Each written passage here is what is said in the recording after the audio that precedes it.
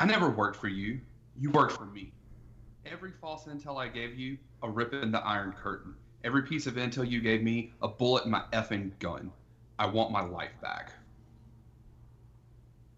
Hmm.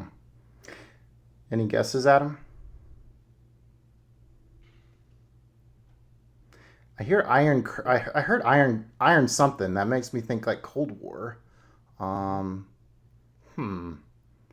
I was thinking of some sort of action, Espionage. espionage story. Maybe the I, I want to say it was one of the Bourne films, but I guess in that film he wasn't aware of his identity until later on Oh, true. in the series. So I don't think that's it. We on the right Uh, track, Joey? You are in the right idea of what kind of movies you're thinking about. Yes, it is, but it is not Born. okay. Hmm. Perhaps like a Tom Clancy, maybe like a Jack Ryan kind of movie. It's much newer than like the last Gosh, a four. recent. Well, it's like 4 years, maybe. It's pretty recent. Oh goodness, I'm stumped. I'm stumped too. Atomic Blonde. Ooh. Oh, yeah, that's been way off my radar. Charlize Theron. Yes, with Gotcha. Miss Theron.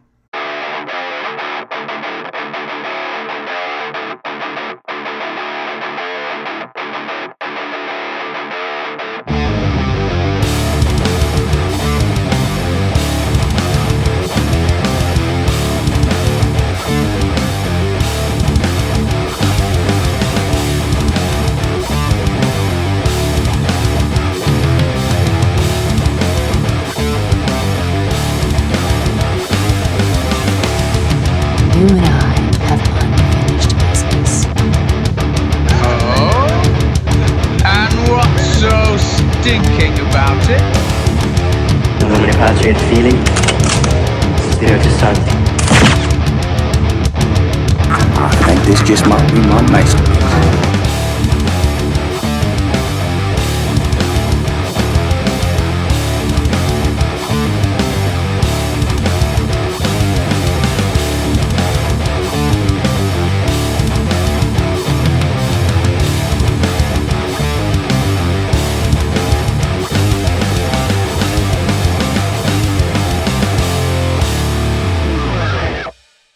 All right, welcome to season 2, episode 8 of the Average Joe's Movie Clubcast. This is Justin.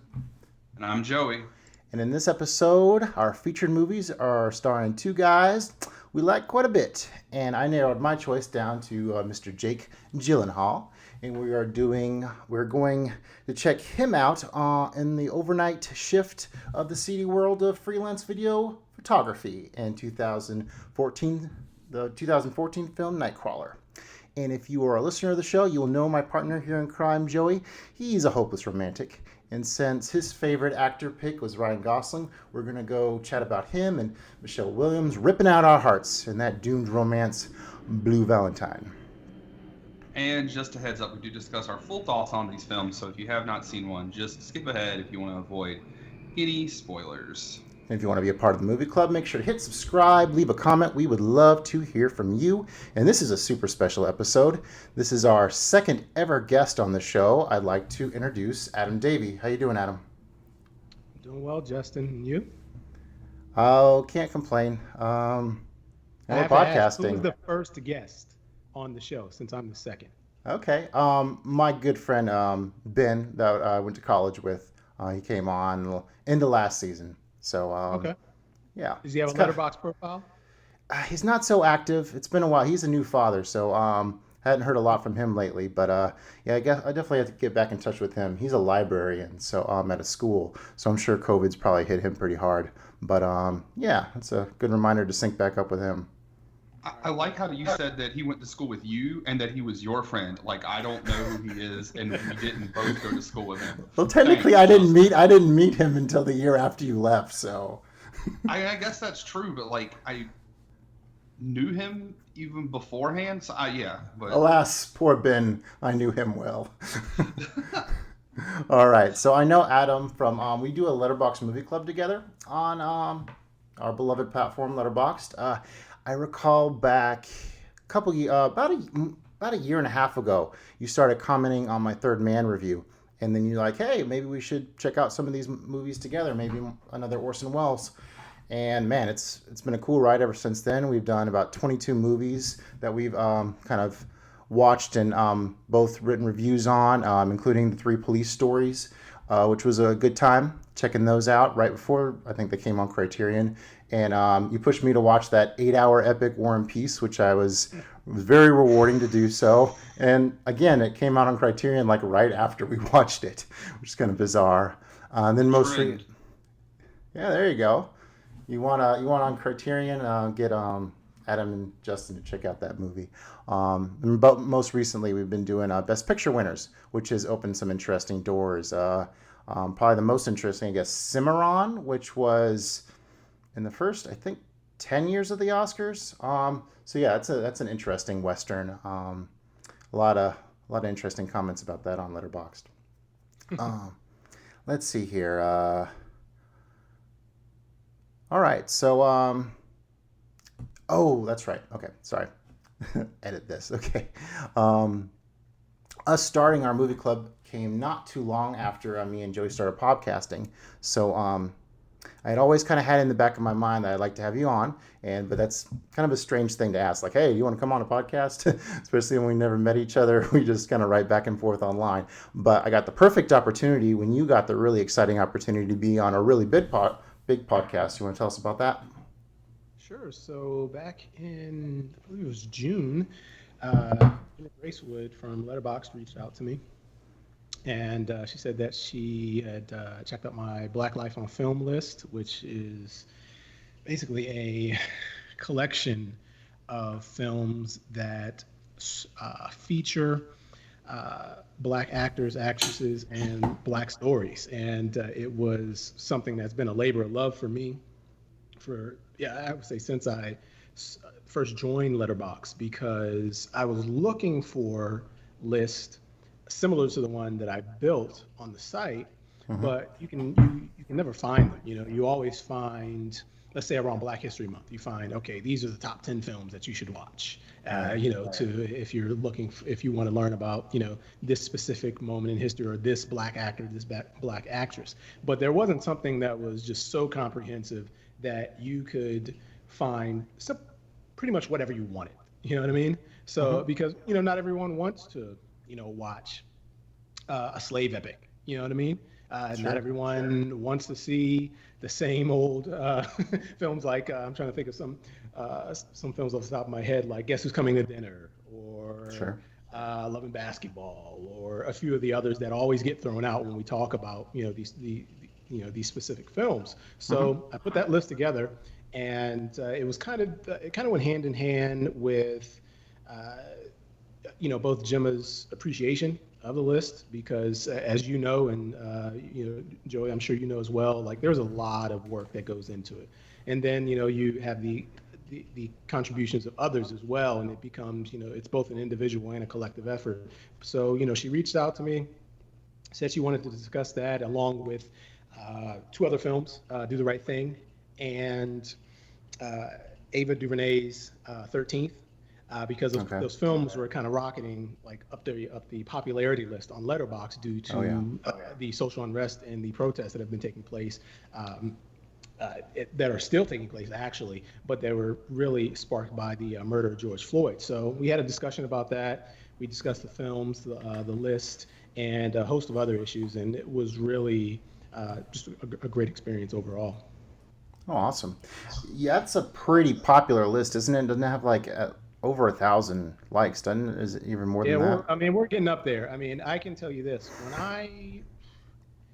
when she first reached out to me, I think I was sitting at around 899 likes, and right now it's sitting at 3,083. Oh, nice! Congratulations! So it was pretty insane. Growth how there. Quickly, the popularity of the list, I guess, increased because of the exposure, through the podcast, and it was something that I was very happy about. Oh, for sure. Also got a bump in a number of folks following me, which is always good. because we write stuff all the time, and you're not sure who's going to read your work, but you always know you kind of know what works. You know what I mean? You know that a film like Avengers Endgame is always going to get more, more promotion and more likes than, say, a film that I recently watched for the second time, Marin Ad's Tony Erdmann. For me, that exposure was big because I enjoy engaging with others on the site. I enjoy writing reviews and hearing other people's opinions, and it's nice to have a bigger platform now, and to know that a film like How Green Was My Valley or like Cimarron would actually get some coverage now. You know what I mean? Because you actually have more people who are actually going to see it. So it's been nothing but good things have come up from it, and I do consider that podcast a test run for the big show, which is what's taking place tonight. So I just want to let you know I'm ready for whatever comes my way. We were flattered. All right, so we're super glad to have you. Interested to hear your perspective on these two pretty intense movies with Nightcrawler and Blue Valentine coming up. But yeah, we kind of like to kick. I guess we kind of skipped over our what's going on with us, Joey. Anything going on with you before we jump into it, or we should just talk movies? Nothing really. Still just the same that it has been. Really, same status quo. Working. Watching some movies, playing some video games. Can't really think of anything else that's really changed in my status quo at this point. So I went and saw an old friend yesterday that I hadn't seen in a while, so that was fun. Got to hang out and went and grabbed some food and whatnot. But for the most part, it's the same status quo, just selling video games. So. I guess the one thing that happened for me is I turned 35, so yay, my birthday. Hey, happy birthday. When's your birthday? It was August 25th.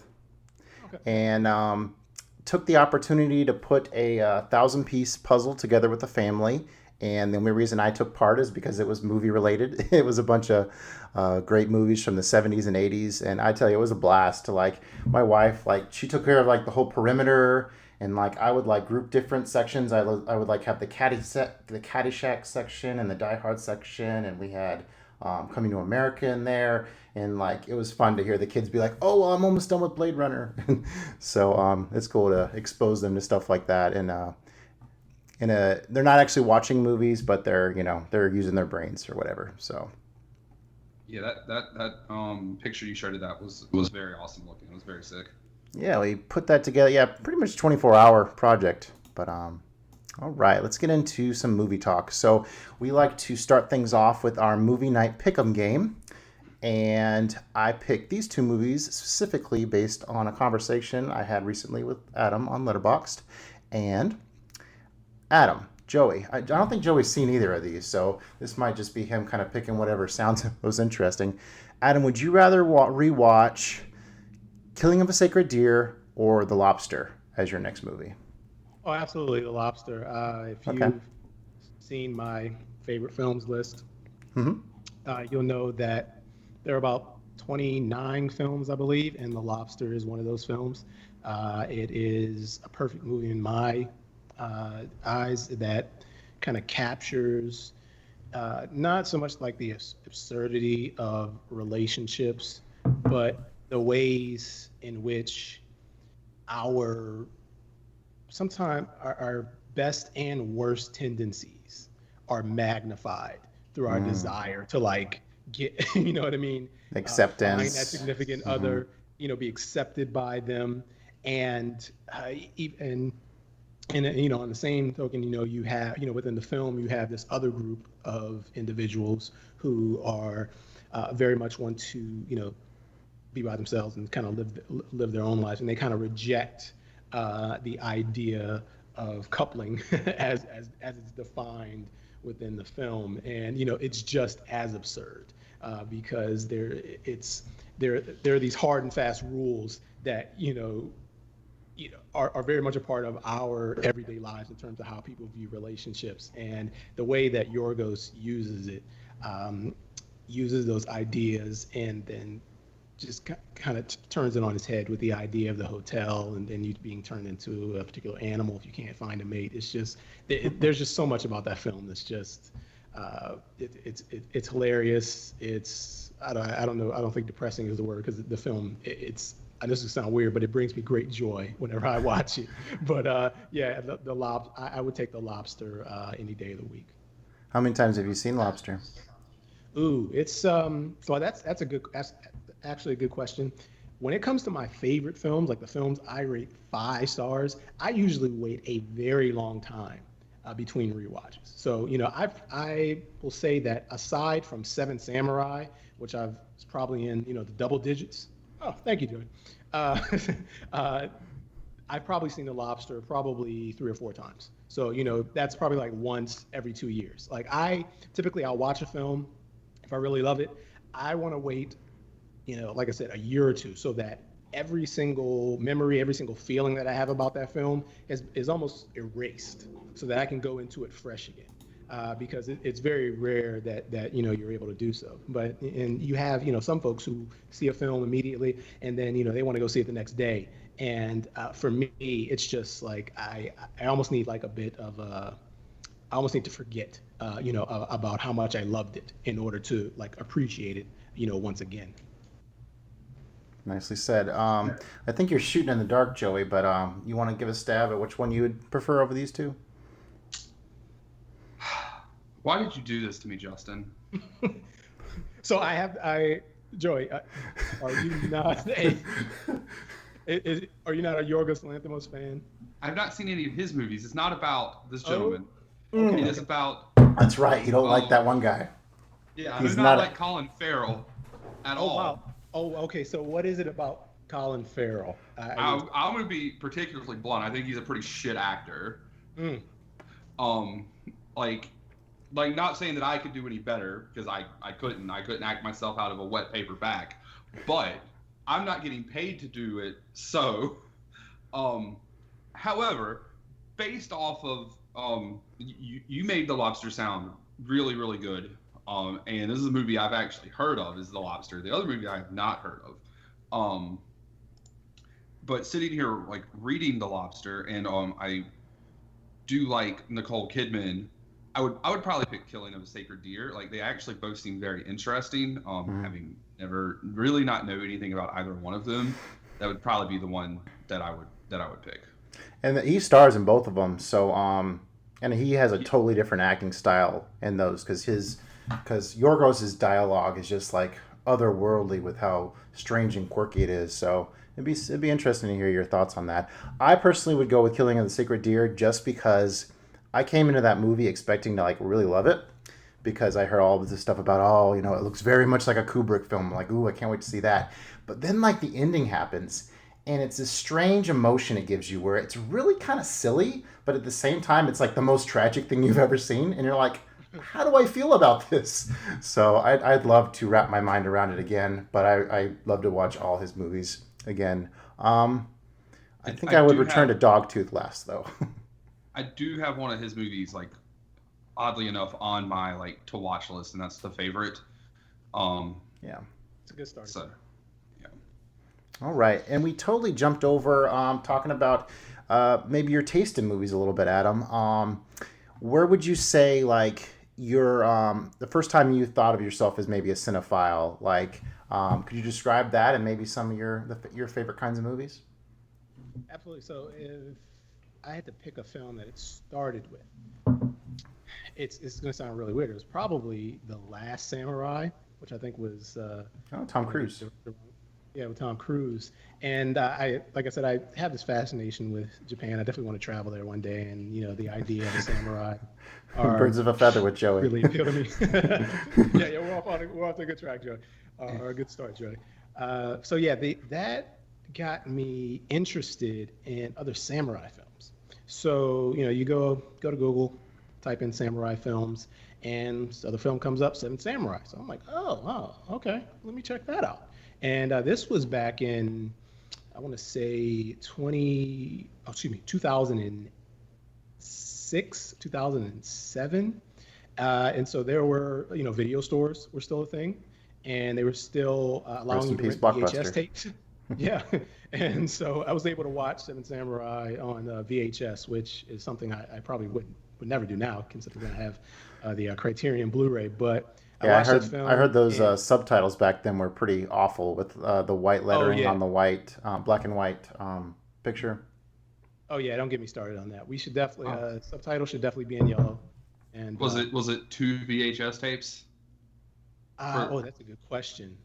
I believe it was. I believe. I remember like Titanic coming out when I was like 12 or 13, and it being 2 VHS tapes. I can only imagine Seven Samurai was, 2, 3, 4. No. I think you're absolutely right. I think it was too, because the film is about 3 hours and 20 minutes. So yeah, that sounds about right. So yeah, like I said, I watched that film, and from there, I think that two things happened. Number one, it definitely fueled my taste for, to seek out other films. That really became like, the film that kind of got me into, I would say, the art house and the Criterion collection, because, as I was, searching online to, for information about the film, you come across the Criterion collection. And from there, I think, like I said, this was around 2008 and on, I started watching all of the films in the Criterion collection because of Seven Samurai. And I got to about, let me see if I can find that spreadsheet. I'll come back to it if I need to. But I think I got to about 500 or 600 films or so.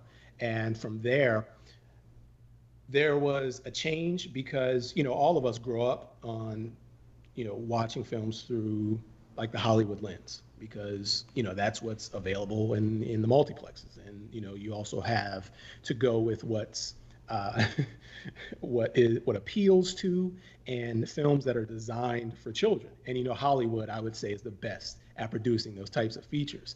And I think what really sparked my love for film was seeing other films like The Seven Samurai, and many others that are on the Criterion collection. There's so many that I don't even think I would take up an hour and a half just talking to you about it. So I don't want to do that. But it definitely gave me a different sense of what you could do with a movie. And when you think of some of the new wave films like Breathless, I don't think I've ever seen that type of editing, the jump cuts and the voiceovers and stuff like that, in your traditional Hollywood films. And then you have,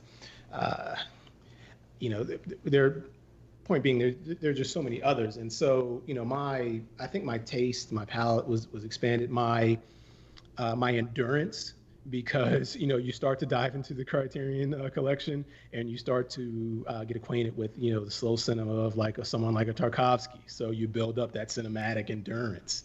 And from there, it kind of just allows you to embrace some different aspects of filmmaking, because Hollywood, I would say many Hollywood features are about, keeping your attention, moving things from one plot point to the next. And there are times, and you've probably noticed this, Justin, in a lot of films that we watched, and a lot of films that you've probably watched on your own through the Criterion channel, that there are times in some of those films where it almost seems like nothing's happening, but everything is happening.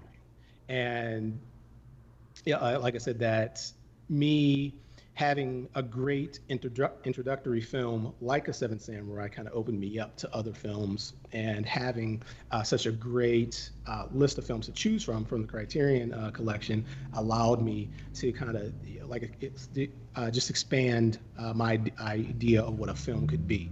And I think that if I had to describe myself as a cinephile today, I would say I'm someone who appreciates more of the just regular slice of life type films with a bit of absurdity. And like I said, Tony Erdmann is one of those films. But there are some others like I'll have to come back. We may have to come back to it. But like I said, I think that's just where it developed. And I'm enjoying, like I said, one of the things I enjoy about Letterboxd is that you're able to engage with others, because you watch some of these films, and it often seems like there aren't a lot of the people who you can really relate to. You know what I mean? Because so much Hollywood takes up so much of the space. You know what I mean? When it comes to, you know what I mean, the popular films, both in terms of what gets mentioned in popular media and in terms of the box office. So that's where everyone's attention goes. But it's nice to have, you know, these forums where we can discuss these in greater detail. Yeah, for sure. I think for me, that art house film that I first saw that really opened up my palette was when I first saw Persona from Bergman. That just was like, whoa. I mean, what is this? It's so engaging. And then thinking of Tarkovsky, I remember the first time watching Ivan's Childhood, and thinking it was a little slow, but I was into it. And then whenever me and Joey looked at it, I was just like, wow, this is such a visual feast that even though these moments are slow, it's just so much cool stuff to look at. So yeah, it's interesting to hear different people's impressions on film based on what their experience is, for sure. Joey, any criterion that kind of shook the way you kind of look at movies? I mean, it was Hidden Fortress probably, because that was my like big introduction to Criterion. Like for years I owned one and just didn't know what it was. So that was kind of my introduction. It was my introduction to Criterion. It was my introduction to Kurosawa. And that was just like 2 years ago. 2.5 years ago. Yeah, it was in like spring of 2018, and then it kind of went from there. I kind of probably went a little bit different direction from you guys, because then I went to like Lady Snowblood and like Lone Wolf and Cub. So I went a little bit slightly different direction. But of course I'm trying to just anything that influenced Kill Bill, I was like, give it, I want it. So it was kind of where I went. So, but like I think the first thing that I was like, oh, a movie can be more than just entertainment. Was probably American Beauty, and like I think we talked about that before somewhere along the way, because Jake gave me, like, I had to watch that for some freshman class in college, and like Jake let me borrow that, and I was just like, what the hell is this movie? So, but and awesome. Like in the last couple of years, like living with my roommate and like finding different like boutique sites and just getting my hands on all sorts of different movies that I had never heard of. It's definitely been definitely a change in how I like perceive movies and like what I want to watch. Like obviously I'm gonna watch dumb action movies because that's what I grew up on. But so guilty pleasure is never bad. Yeah. So you don't even believe in calling them guilty pleasures, do you, Joey? No, I don't even. Look, I'm not ashamed. Why do I have to feel guilty about it? It's just I like what I like. Everyone should feel that way. So there you go. Whether it's your TV shows, your movies, your video games, like whatever, you shouldn't have to feel guilty about it. Now we spend so much time talking about like the films we love, but have there been films within the collection that you didn't enjoy? Because as much as the collection has influenced my taste in films, there have also been films that I've watched and I said, you know what? I'm glad I checked that spine number off, the list, but I just didn't care for this. And it's definitely influenced the types of films that I now seek out, because I know, okay, I don't want to go in this direction. This director, this style, I don't want to say a genre, because I can go for any genre, but this just isn't for me. Do either of you have a film like that, within the collection that stands out? I would go, my first instinct would say Jules and Jim. That was very acclaimed. Didn't Truffaut do that one? Okay. I just, watching that, I was just like, man, a love triangle is not for me. I'm just not getting into these characters whatsoever.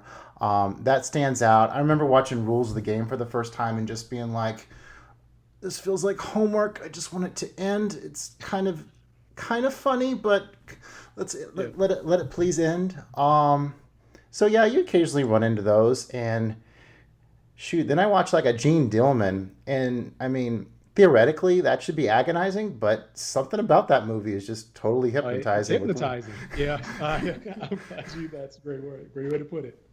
So, what about you, Joey? Yeah, so Justin and I have watched quite a few actually.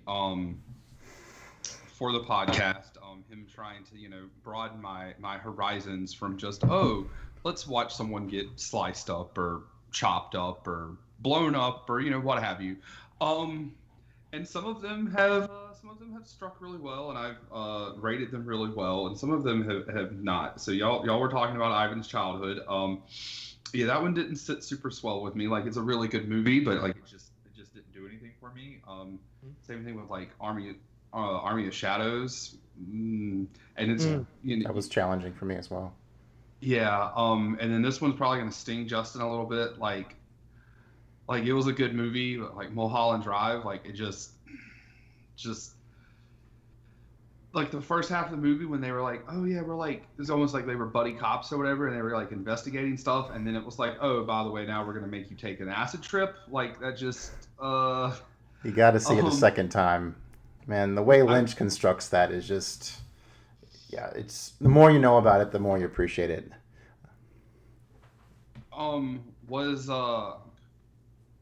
But I think like like my two least favorite movies we've watched haven't been on the collection, so that's probably, we're probably good with that. So more salt in the wound.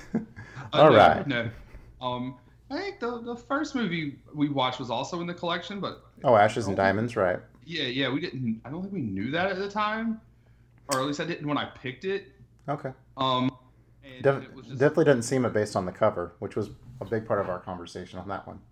Yeah, it definitely looked like it was like faux Terminator cover. And that was another like foreign World War II movie, which is all of those are very different than like American World War II movies, and because these are also more focused on, I guess, the people than the war, and they're focused on like the aftermath and stuff, which is a very good concept. It just didn't work. Like I remember us talking about that pretty heavily about like maybe if we had watched them when they had first came out, or Ashes and Diamonds, like if we had watched them when they had came out and it was more of a like in that time period kind of thing or something. Yeah, appreciate the historical context. Yeah. Got you. All right. Well, let's keep the show moving forward. We're going to get into our good, the bad, and the ugly.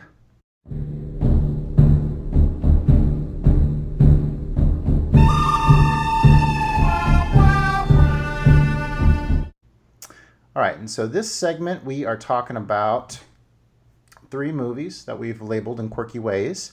And so I don't have the... Adam, do you mind telling us what... did you kind of give your 3 category, or 3 movies kind of quirky titles for us to pick from? Yeah, I did. So okay. Can we just... can I just use the phrase the good, the bad, and the ugly? Just for... Yeah, we can just go with that. That works. Yeah. So, because the first one, and it's a really good film, and in my eyes, because it kind of falls into that, slice of life genre that I previously mentioned, was it's a film that came out in 2017. It's called On the Seventh Day, and the director is Jim McKay. And the film is centered around a group of undocumented immigrants or Mexican immigrants living in New York City. And it focuses particularly on one Mexican immigrant who works as a deliveryman for this restaurant in the community in which he lives. And, in his free time, he and his buddies get together and they play in this local soccer league within the city. And everything is going as well as it can for someone who's undocumented in this country, because as they face their own sets of challenges that we can't really imagine, until you hear their stories, which is why I appreciated this film. But for a time being, everything is going well, and especially outside of his work life, because he and his buddies, like I said, they play in this league, and they're doing really well, and they make it to the championship game. But he receives notice that he's going to have to work on that day. And so he's scrambling at the last minute to kind of find a replacement and trying to balance, these 2 aspects of his life, which are both very important in their own ways. Obviously, his occupation is important because it's one way that he has to provide. He's able to provide for himself. He also, within the film, he also has a wife and a young daughter, and he's trying to bring them over to the States as well. But there's also a sense that outside of this brief moment in time where he's able to kind of feel free on the pitch, that there isn't much available for him within America. And as you would, it makes sense when you think about his life as an undocumented immigrant, because most of the institutions that we would probably take for granted are almost luxuries to these folks, and in many ways they're off limits. And so the film is about, like I said, this battle between once he finds out that he has to make this decision because he really wants to play in this game, but he also has to think about his future. And the film is like becomes this delicate like balancing act of the will he, won't he.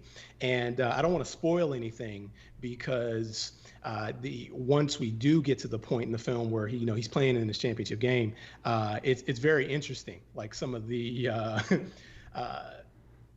things that he does in order to kind of make himself available to his team. But I don't want to spoil it. I think that it's worth watching and kind of pondering on afterwards, because it's definitely a film that speaks to kind of the current climate, and not so much the fear, but like the sense of promise that America probably seems to still offer to some people until they actually get here and they're faced with like the actual reality, of living in it. So that it's a great film. I highly recommend it, and I hope that you guys get a chance to check it out. Cool. Yeah, definitely sparked my interest there. Okay, so Joey's categories. Let's go with your woo, Joey. Oh, all right. So that is going to be from director John Woo. Yes, not Ric Flair, but John Woo. And that is one we've talked about me wanting to watch for a long time. It is from the aforementioned Criterion Collection, Spy Number 8. That's The Killer. Yes. Boy, if you want to watch a movie and it's just let's go glorious action movie, that's chef kiss action movie right there. Reloading guns? Nah, we don't effing care. We're just gonna freaking go. We're just gonna shoot stuff, blow stuff up. It doesn't really matter, and it just doesn't matter. It's shot really well because it's John Woo. There's doves everywhere because again, it's John Woo. Absolutely. And like, there's a plot. The killer, Chow Yun-fat, wants to not be a killer anymore, and then there's a girl, and then he has to fight the Yakuza. Not the Yakuza, because that's Japan, and this is China. The Mafia, whatever they were called, I forget at this point. But, it's just balls to the wall, action, guns, stuff getting shot. Basically what I was talking about, like I like to watch. So don't be surprised. I don't think anybody is. Now, do you know if that film influenced the Chad Stahelski, the director of John Wick? Because I know that it definitely feels like there's some similarities between those two films, and it feels like there's an influence of sorts. I mean, I definitely could see that, because like, he's the assassin, but he's already out, and then he has to come back in, and he's just crazy good with the gun. Like, I could see that for sure. Mm-hmm. Also, I freaking love John Wick. It's a good film. I enjoy it. They definitely reloaded some, but it's like Keanu's like really good with a gun in real life. So they reloaded more in like one scene than I think they did in the entire movie, The Killer. Still need to get to that. I've only seen Hard Boiled, and Hard Boiled blew me away, so should definitely get to Killer as soon as I can. All right, Joey. I was honestly hoping that I was going to get to Hard Boiled before the podcast, but so I could have both of them lined up for this, but that didn't happen. Oh, such is life. All right, what should I talk about, Joey? You should talk about your sci-fi obsession. Okay, so I got back to seeing Close Encounters of the Third Kind for the first time in a long, long time, and I was watching it, and I'm just like, there's something about this film, and I don't know what it is. It's not really grabbing me, but what is it? And it's really the fact that when I think about the pillars of sci-fi, I want to say like Kubrick, 2001: Space Odyssey, is all about like human knowledge progression. And then you have Tarkovsky's Solaris, which is all about like memory and love. And then you have Spielberg kind of throwing his hat in the ring too. And I feel that he was kind of in that influence going after a film that was all about obsession, human obsession, especially with the unknown. It's a much more, I mean, it's Spielberg, so it's going to be a much more blockbustery, grounded film. But at the same time, you know, it has that artful touch. I mean, I don't think I ever went into that movie thinking like the aliens were going to kill people. So I think I never got the full like mystery effect that movie probably could have. But yeah, dun dun dun dun dun. Yeah. Oh, Communication is the other one, and it's interesting thinking of communication in sci-fi films. Arrival that came out from Denis Villeneuve. His was all about what communication and time. So he almost threw his hat in the ring in this whole like artsy sci-fi realm as well. So yeah, I really enjoyed revisiting Close Encounters of the Third Kind. It's interesting. I've heard a lot of podcasts or conversations about it, and a lot of people don't like the main character because he ends up like abandoning his family. So that can rub people the wrong way. But yeah, it was an interesting one to revisit with the kids. Such great atmosphere, John Williams score. Yeah, and it's all about this like UFO obsession. And yeah, it's a really remarkable film, that Close Encounters of the Third Kind. All right, Adam, let's hear about your ugly. The ugly. Okay, I'm going to throw a film out here that I feel is somewhat misunderstood. Okay. And I'm going to completely butcher this director's name, but it's I believe his name is Vaclav Marhol. He directed a film in 2019 called The Painted Bird. Okay. I'm not sure if it's on your watch list, but have you seen? I've heard recommendation. Like I praised Come and See recently, and a lot of people are like, "Well, if you like Come and See, you got to see The Painted Bird." Oh yeah, and there's an awesome connection between the two films that once you see The Painted Bird, you're really gonna appreciate. It's a very dark film, but you know when this particular scene happened and these particular individuals showed up, it kind of blew me away and kind of brought everything back to, it kind of made a connection between the two films. But it's about a young Jewish boy living in I think it's Poland during World War II, and early on in the film he's abandoned and by his family, and the film is shot in like these vignettes as he's roams the countryside and ends up in the care of one individual, to the next, and he suffers abuse. I mean, basically from start to finish. And I think that's where the Come and See narrative comes in, because you have these two individuals. I would say that the difference between the two films, Come and See is about someone who's very gung-ho and very interested in the war effort and defending his homeland.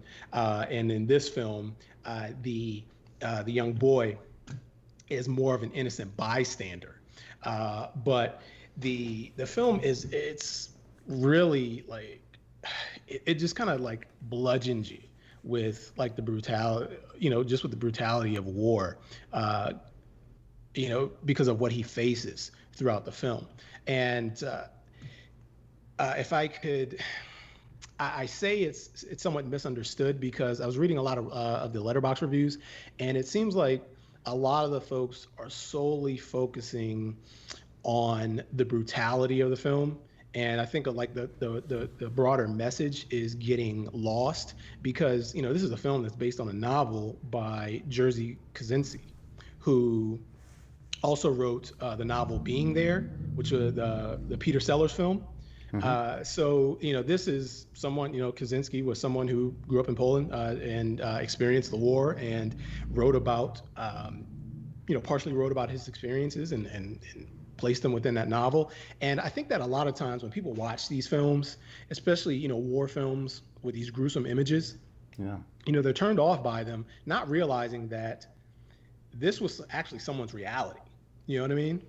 Sure. And and so, you know, I had that in my mind as I'm watching this, and you know, it doesn't make the images hard, you know, easier to digest, but you know, with that in mind, I was able to see a bit of the bigger picture of what the director was kind of getting at. But when I say it was ugly, I mean, man, I'm telling you, it was ugly. And I don't want to make comparisons between this film and Come and See, but you should definitely watch both, especially because, like I said, there's a connection between the two that kind of brings things, you know, like full circle in a way that I just really appreciated. And I think, you know, once you watch it, you'll know what I'm talking about, and we can discuss it in, you know, then in greater detail. I'm looking forward to that. Yeah, I'm a big Come and See fan, so yeah, you got definitely wet my palate on that one. That sounds very bizarre, but seeing how probably grim and you know, macabre it probably is, but yeah, I'm really enticed to see that. All right. Adam, do you see Joey's categories there in the notes by chance? Yeah, definitely pull that up. Yeah, you can take the next pick. All right, so let's go with actually it's not a Polish movie. Wow, what a transition! Winning transition. Okay, so not a Polish movie. It's gonna harken back to like 2 different episodes here that we've done. Mainly because the name of this movie is Red, but it's not 3 colors red. Because we on our movies that we didn't like the first time, we did 3 colors trilogy because of Justin, and obviously one of those is Red. And then when we did our Criterion haul, I bought the 3 colors trilogy, and Justin freaked out that he recommended an art house European movie, and I didn't hate it and, like, you know, reviewed it into the ground. So yeah, no, this is Red from, where did it go? From 2010, the Bruce Willis, Morgan Freeman, John Malkovich, name somebody, they're in it movie. So it's just a big. By the way, that's pretty much all I've watched since the last podcast is big dumb action movies. Some were just better than others. And this was one of the ones that was better. It's just a big dumb action movie, spies, espionage. It also had Nancy Botwin, and that's not her real name, but that's what she'll always be because of weeds. And it had John Malkovich doing John Malkovich things, and that's like the second or third movie this year that I've watched John Malkovich in, where I'm just like, man, I haven't really watched any John Malkovich movies, and now I've watched 3 this year, and he's almost been the best part of every single one of them. I've been wanting to recommend Being John Malkovich for the show for the longest time, and it's just like, do it now. But gotta find the right time. I mean, I've had interest in that movie just because I've heard it's so good. I understand that it's kind of like an out there kind of movie, but like John Malkovich is so good. Like that random Vin Diesel movie that I watched that you always say with such vitriol in your voice. He was easily the best part. Easily. I can't say that he might be the best part in Burn After Reading because all of that was good. But so yeah, no, he was just like the crazy like conspiracy. Oh, that chopper's out to get us, and you know this person's gonna get us, and like that person in this movie. And it was a great fun time. I think the dumbest thing is that they're getting chased, and Bruce Willis whips the police car around, opens the door, steps out, and starts firing the gun. And I'm like, what? What? Like, okay, it's an action movie, but that might be dumber than the time you tried to knock a jet out of the air with an 18-wheeler in Die Hard 4. Like, what? I just reviewed that anyway. tonight. So, Die Hard 4, I mean, Timothy Yep. Olyphant, that's the way to go. There you go. But yeah, no, that was it was fun. It was good. I mean, obviously, not winning Oscars or nothing, but it was a fun time.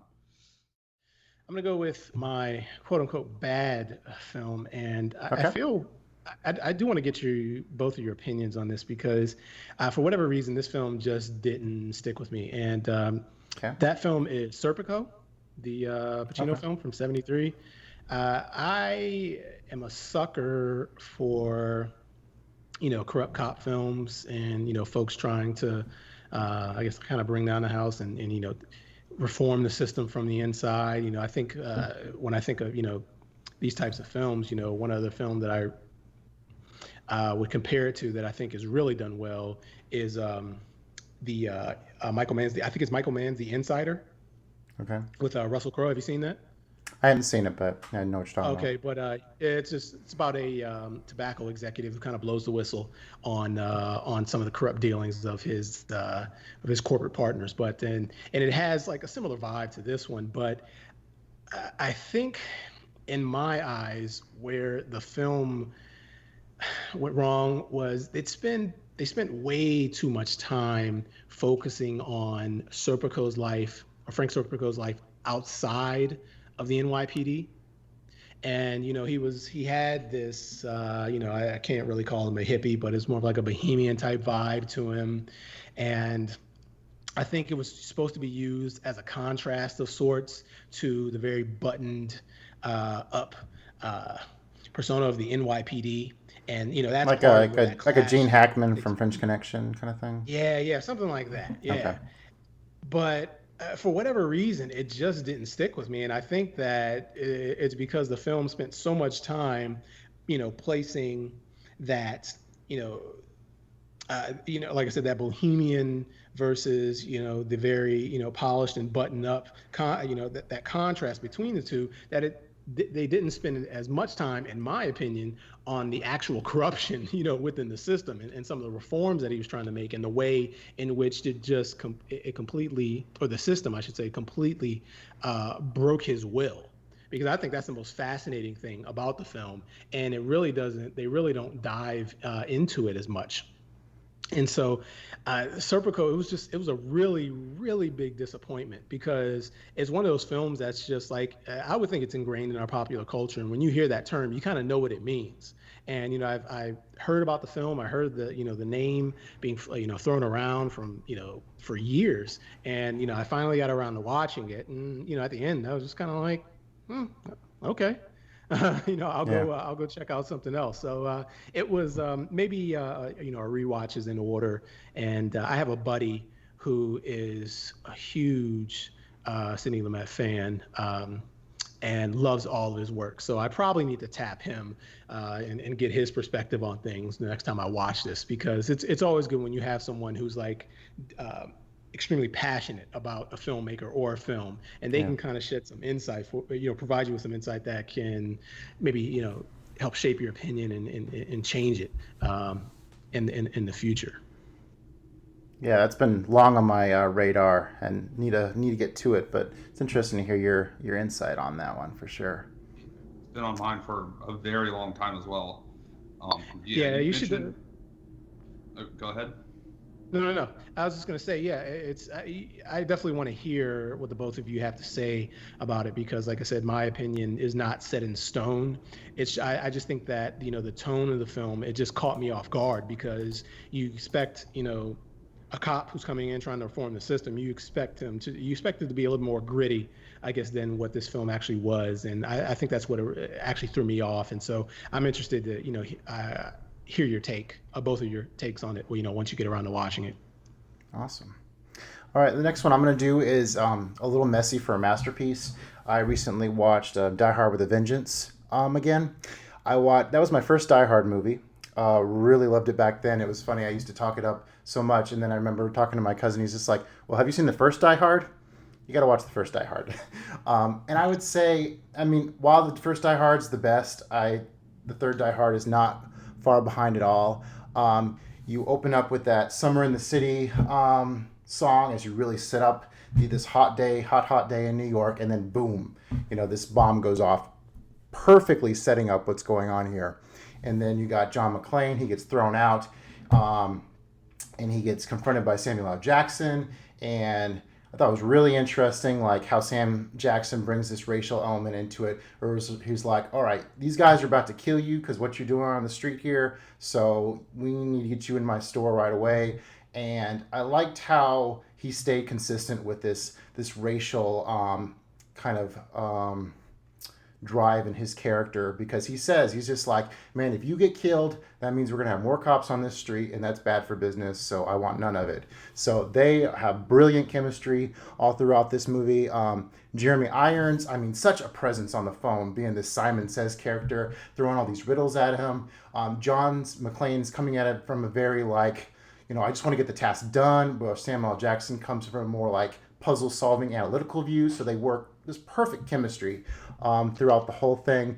And it's all, it's a misdirection. Like Simon just wants to get all the cops away from the bank so he can have this huge heist. And that's just all brilliantly done. You got the Johnny Comes Walking Home, Marching Home theme playing whenever they're doing the heist.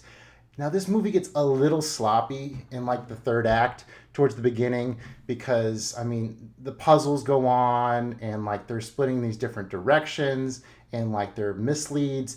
And it's funny because this movie is really dear to my heart because some of parts of it were shot in Charleston, South Carolina. Like there's a part where like John McClane shoots out of like this tunnel system, and that's actually a shot of like the interstate over by where I live. So I remember specifically when they shut the interstate down whenever they were shooting that. And then a little bit later, they're up on the old Cooper River Bridge whenever they jump on to the big ship. But yeah, there's a period in this, like geographically, this movie makes no sense at this point, because you have like this interstate scene, and then all of a sudden they're in this car chase, but it looks like they're in the mountains, and then they're suddenly on a bridge in New York again. It's just like, whoa, what's going on? So it gets a little disheveled towards the end, but man, it still hits a sweet spot in terms of my love, my nostalgia for this movie. First time I ever saw John McClane, and it delivers the action goods, and it's really, it's almost masterfully put together through the majority of it. So, Die Hard 3. What's your name? Zeus. Zeus. Like the god of thunder? Shove a lightning bolt up your ass? Zeus. Just watched that earlier this year, not even that long ago. It was, that's a great one. It really struck me because whenever we were watching it, I was watching it with my son, and he's a big Incredibles fan, and Samuel Jackson is in The Incredibles as the Frozone character. And there's a scene in Die Hard 3 where there's this trigger-happy cop, and he's just like, you put that phone down right now. And he's just like, I have to answer the phone. And if you think to Incredibles, there's a same scene in Incredibles where he's like, I have to take a drink. It's just like, whoa, they copied the scene? That's crazy. So from a kid's movie to Die Hard, there you go. Talking about things like kind of being copied, the scene from the beginning of The Dark Knight where they roll out, they rob the bank and they roll out with all the buses. It always reminded me of when they were rolling out with all of the dump trucks full of gold. Like, I don't know if it's the exact same, like, oh, they took it. Pretty darn close now that I think about it. Yeah. And obviously they didn't do quite the big misdirection as, he just robbed the bank. But they roll out and they just got a caravan of things. So it just always kind of struck me as like, this, I've seen this before. Oh, it's Die Hard 3. So awesome. All right, one more from you, Joey. We got 80s power couple, right? Yes, power couple. Yeah, so that's gonna be we're just gonna go back to the 80s because we already did the Killer. So we're gonna go to the same year, actually, back to 1989. We're gonna get a little Kurt Russell and Sylvester Stallone team up in Tango and Cash. Okay. Yeah. So you got these two different, basically, cops. They're both cops in LA. You got Sly, and he's like the prim and proper. He's like a detective. He's made a bunch of investment deals, and he's, he dresses real nice. Wears like a lot of like Prada, maybe not Prada specifically, but you get the idea. And then you've got Kurt Russell's like the grimy, dirty. He wears like he's like I paid $9 for this shirt, and like $9 is expensive to him for a shirt. But there's this like crime lord, and he's got each half of LA split up under two smaller crime lords, and they're both just kind of creating him, giving him a lot of grief basically, and he ends up framing both of them for the murder of a like FBI agent or something, and so they have to like escape prison by like basically not hang gliding but zip lining off of an electrical wire, and it's like that doesn't seem right, but basically just another big dumb action movie but with Curtin Slice. So this is the 80s, this is like the height Curtin Slice power here, so it makes it work. You got to the end, you get like ridiculous amounts of explosions. I'm pretty sure like a young Michael Bay's watching this, and all of a sudden his voice drops about 4 octaves. Young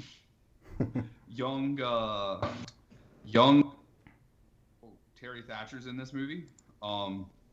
So before she was Lois Lane. So that was pretty nice. Not a great movie, but it was again pretty much the theme of all the movies that I picked.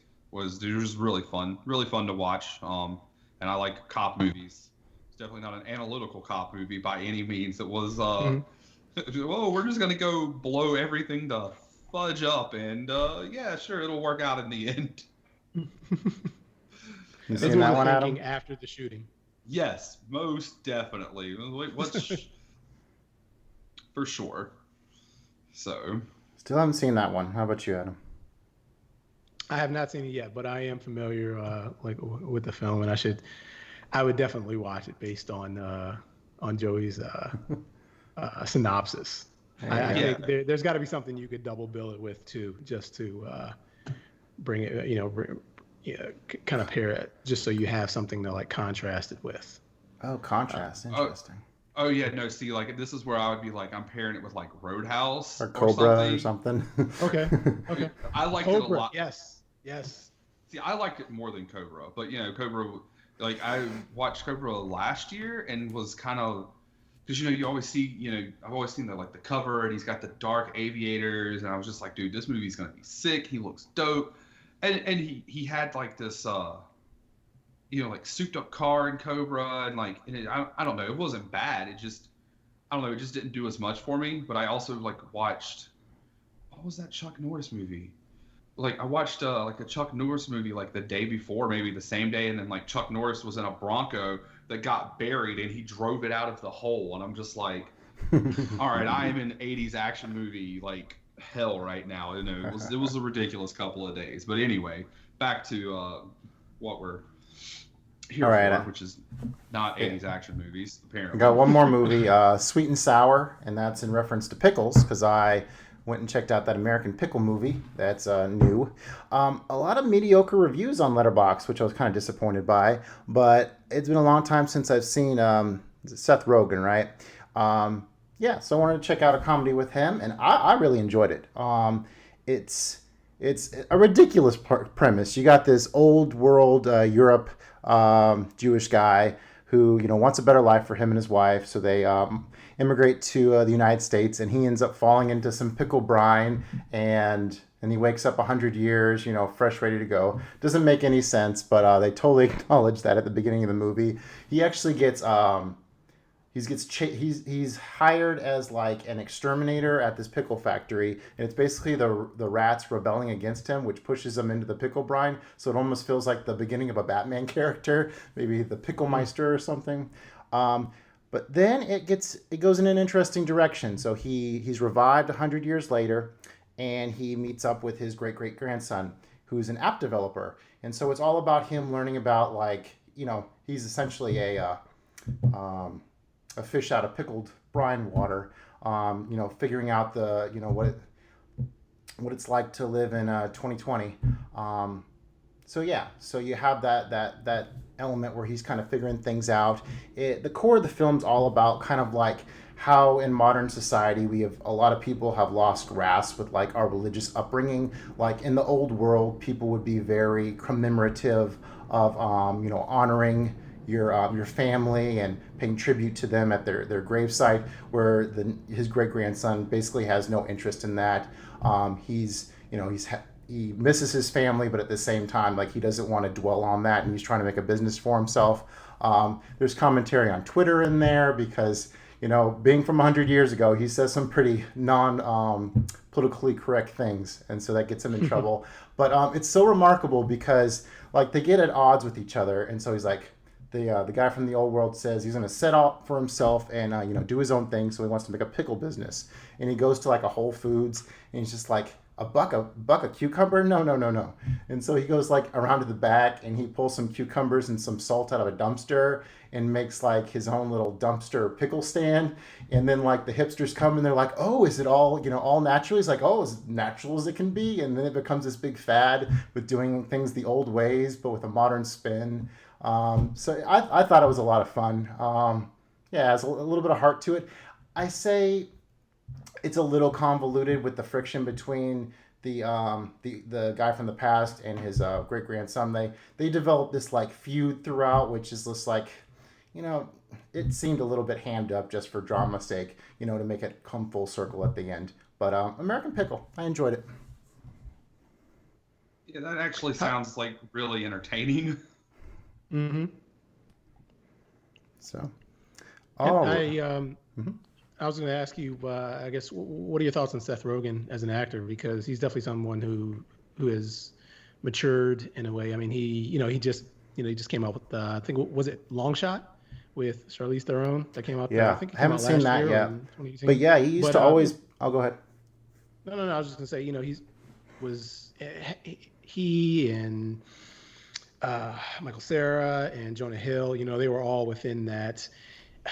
It was that raunchy teen adult comedy phase, and like I said, they've all Judd Apatow movies. Yeah, exactly. Yeah, and they've all made their own little transitions into film adulthood in their own distinct ways. And so I was just wondering, I guess, especially Jonah Hill with working with Scorsese and stuff.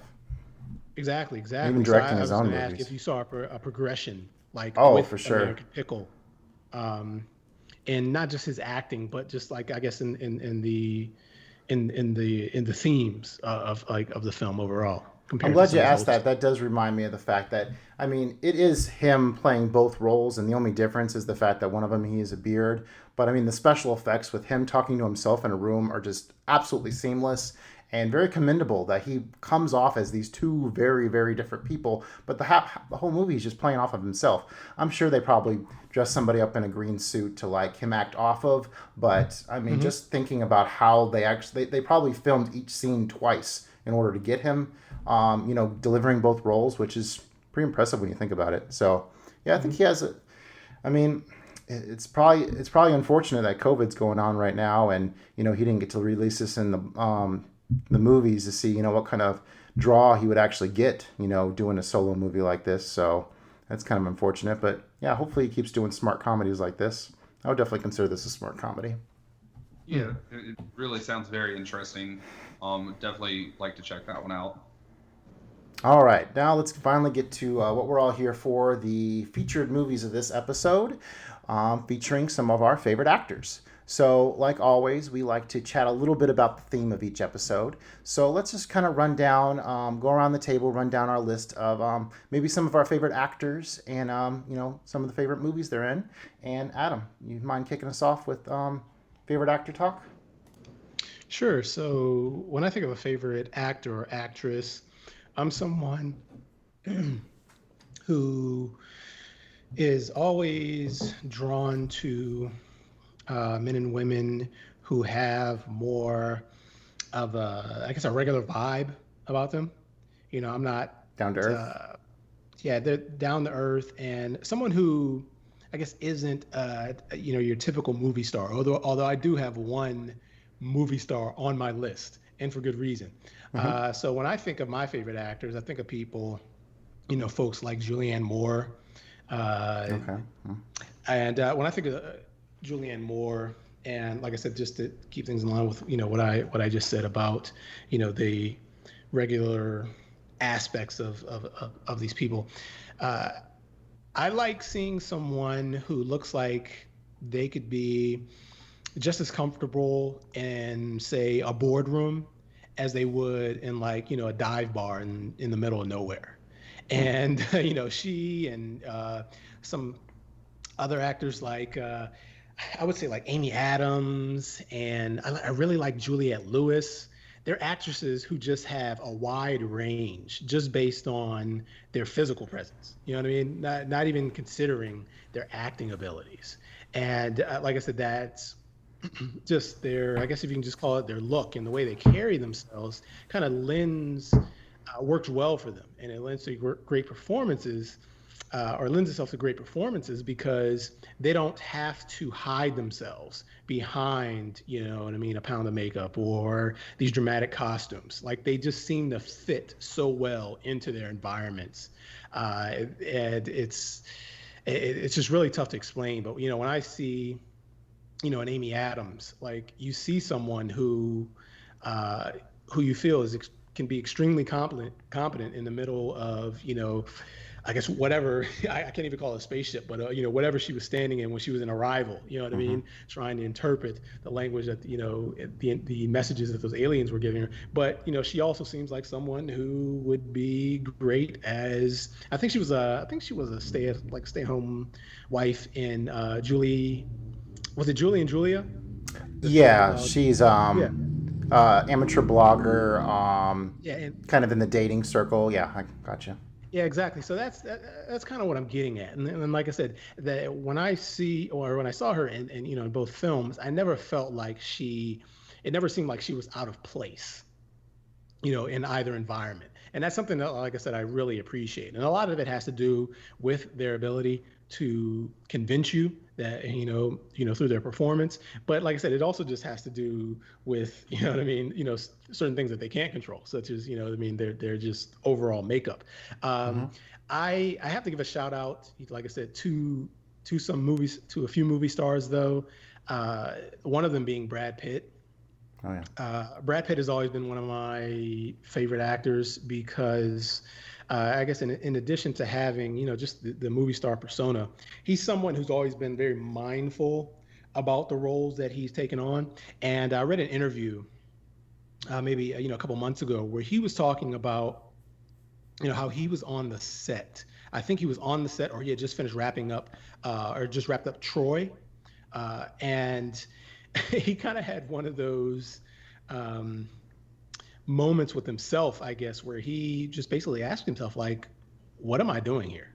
And why am I filming this?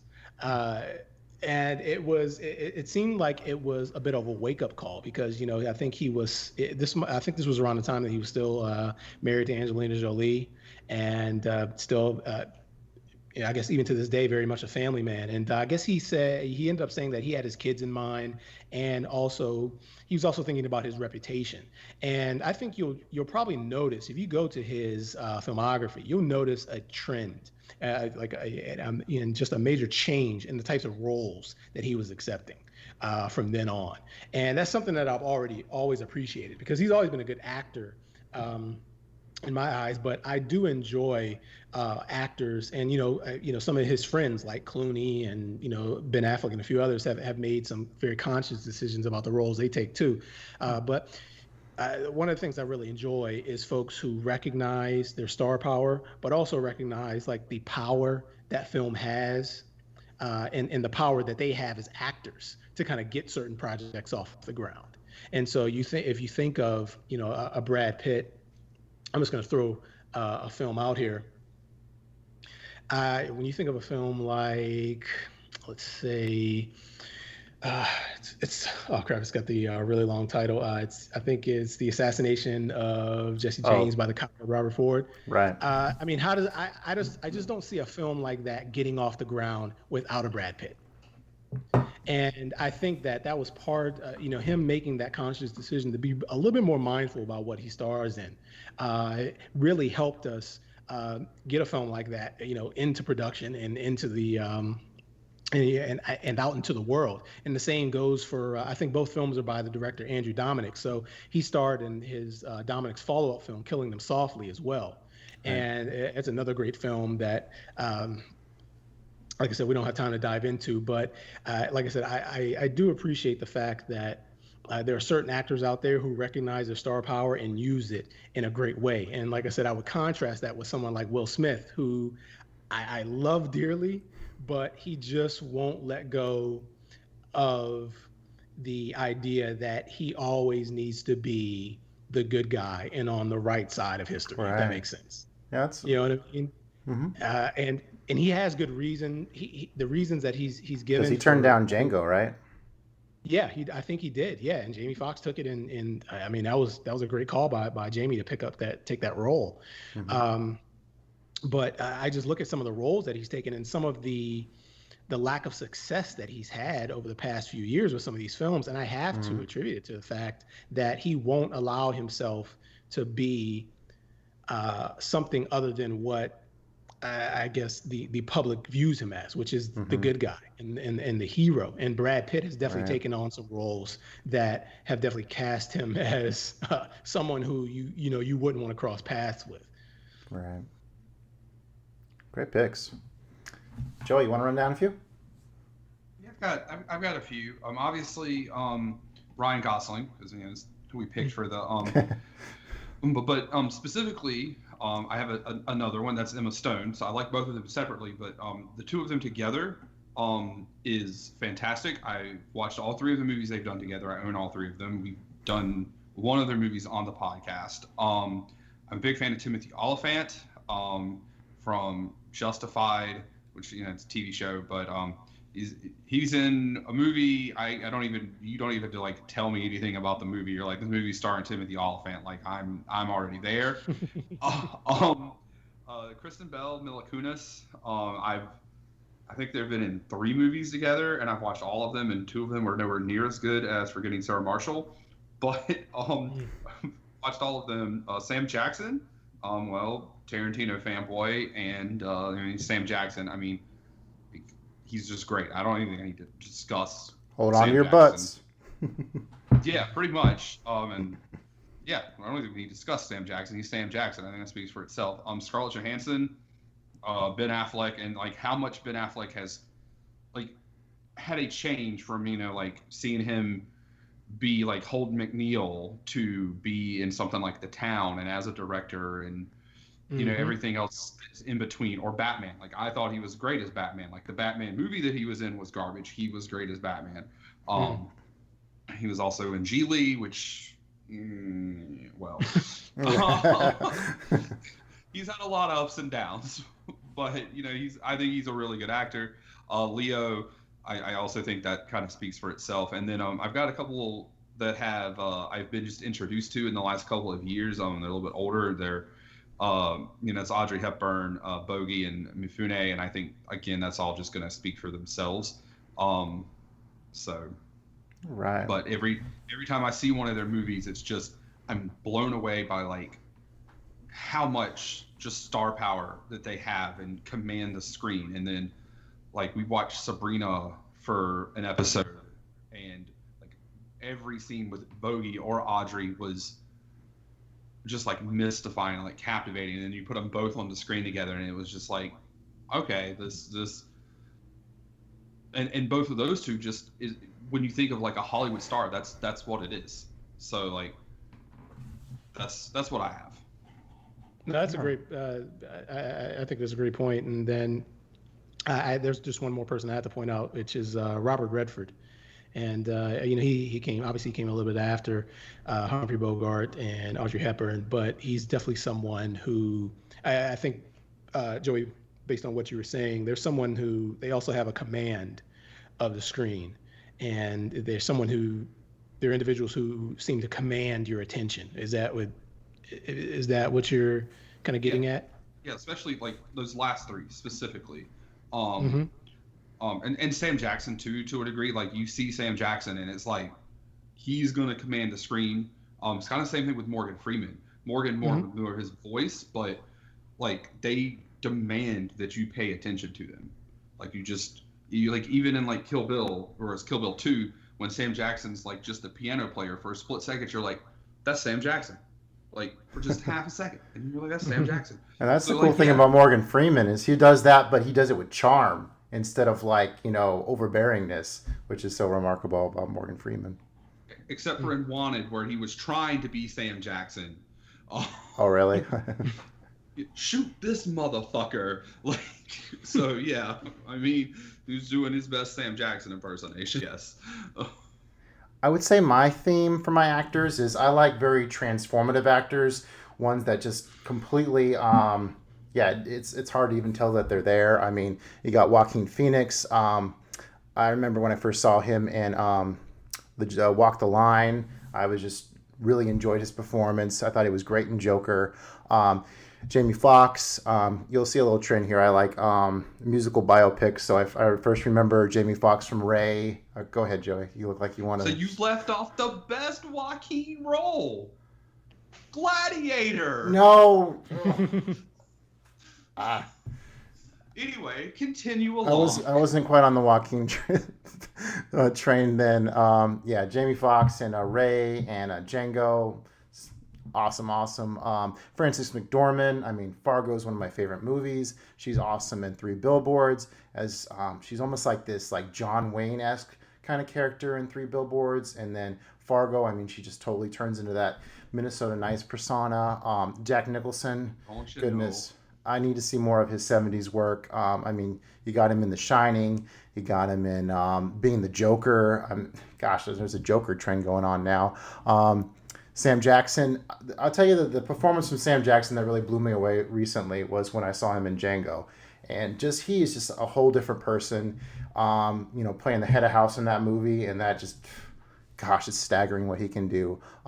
Steve Buscemi, I love these quirky character actors as well, like Steve Buscemi, William Dafoe, Christopher Walken. They had these little weird quirks to them. I've been really blown away by a couple Nicole Kidman performances, like in Eyes Wide Shut. She's in Dogville.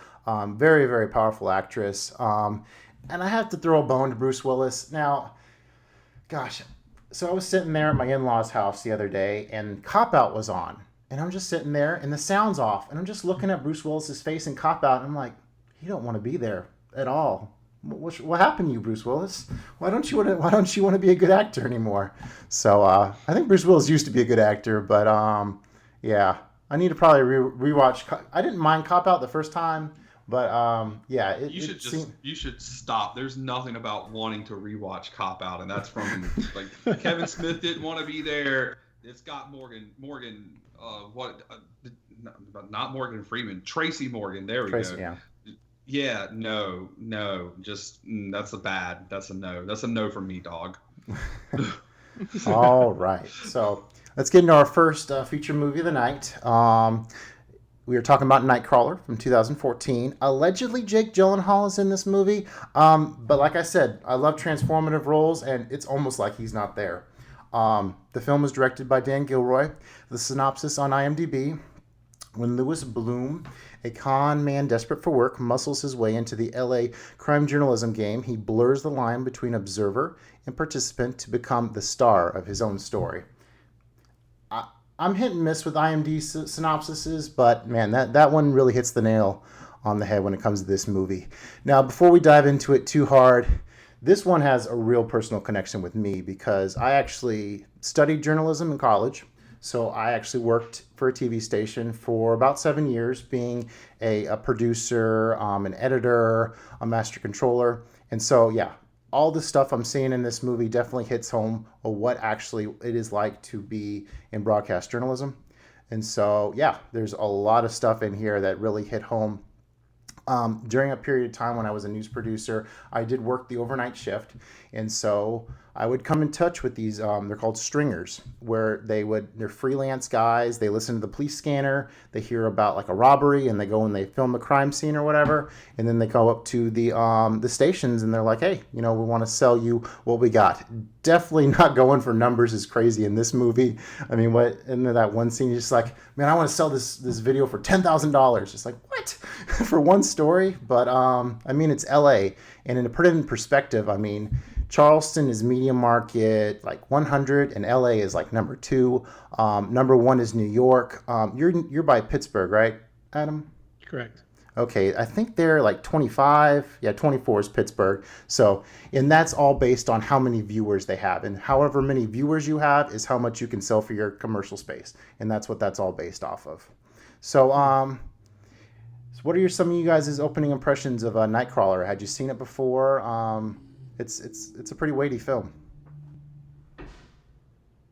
I mean, that movie, boy, I was blown away by this movie.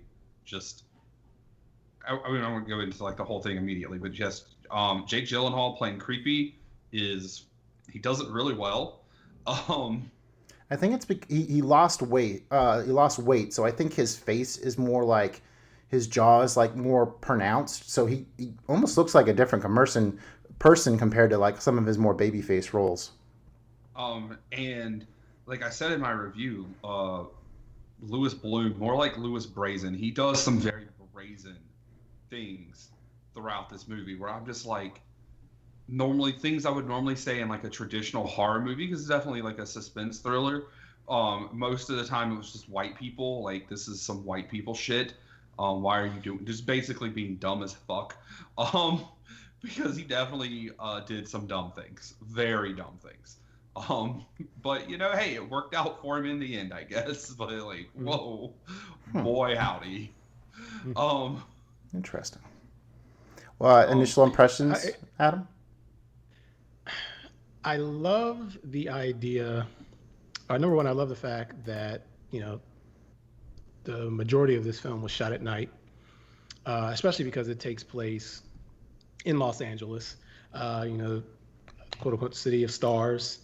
But this is a different type of Hollywood. And the bright lights that we see here, they're definitely the bad kind. And, you know, Lou is someone who actually makes reference to that near the end of the film when he's being grilled by that detective. And, you know, he has this look. He's not even fazed by anything that she has to say, because she's almost trying to get him to, I guess, incriminate himself. And, you know, we come to realize that he is very much a step ahead of everyone else that he comes in contact with, including this detective. And yeah, I guess before he leaves the police station, he ends up saying, you know, it's like I always say, you know, something along the lines of, you know, if, you know, you run into me or something like that, you know, it's probably the worst day of your life. And I think the film like does a great job of showing like this different side of Hollywood and this different side of LA that we're used to seeing, because, you know, it's a very photogenic city full of very photogenic people, and this film has none of it. And the stars, quote unquote, of the show, the people that, you know, Lou ends up videotaping and encountering during his during his period of night crawling, they definitely don't want to be the star in whatever he's putting on. And it's just, I think that I just love the way that it contrasts, I love the way that Dan Gilroy contrasts the city that he lives in, and even the industry. And maybe we can get into this in a little bit, the industry that he works in, because there's definitely some manipulation taking place by Lou and by many others within the film in order to produce a desired effect, even though, you know, at the same time they're toying around with people's lives and reputations. Yeah, seeing as that's an interesting point about LA being the city of, you know, the movies. And these people, you know, involved with an accident or a carjacking, and him putting his camera up in their face during their worst possible moment. I think there's even a part where like he gets into somebody's face who's like doing a breathalyzer test, you know, even that simple kind of thing. So that's a very interesting point of, you know, contrasting LA being known for movie stars with this news game that he's entered himself in. And it's really, really interesting towards the end of the film where, you know, they are getting live footage of this car chase, almost like a movie, but with the intent of putting it on the evening news. So I definitely see that that element at play when you mention, you know, the Hollywood aspect of it. I love how the movie opens up with, you know, really beautiful shots of LA to really bring us into this setting. One of the things I didn't notice about it the first time that I did this time is the socioeconomic aspect of the news. And I mean, I think they bring it up at one point, like him and his partner are listening to the police scanner, and they hear something about, I think, some Mexicans dying, and he's just like, nope, pass on that. But then they hear about something going on, you know, in a very well-to-do neighborhood, and he's working with the news director about building this story around crime creeping up into the suburbs, and that's what interests them, because those wealthy viewers are who's, you know, pumping money into the stations, and that's what they're after. So, yeah, absolutely. And you know, Nina, who's played by Renee Russo, she's the I guess producer of sorts with the overnight news director. Overnight news director.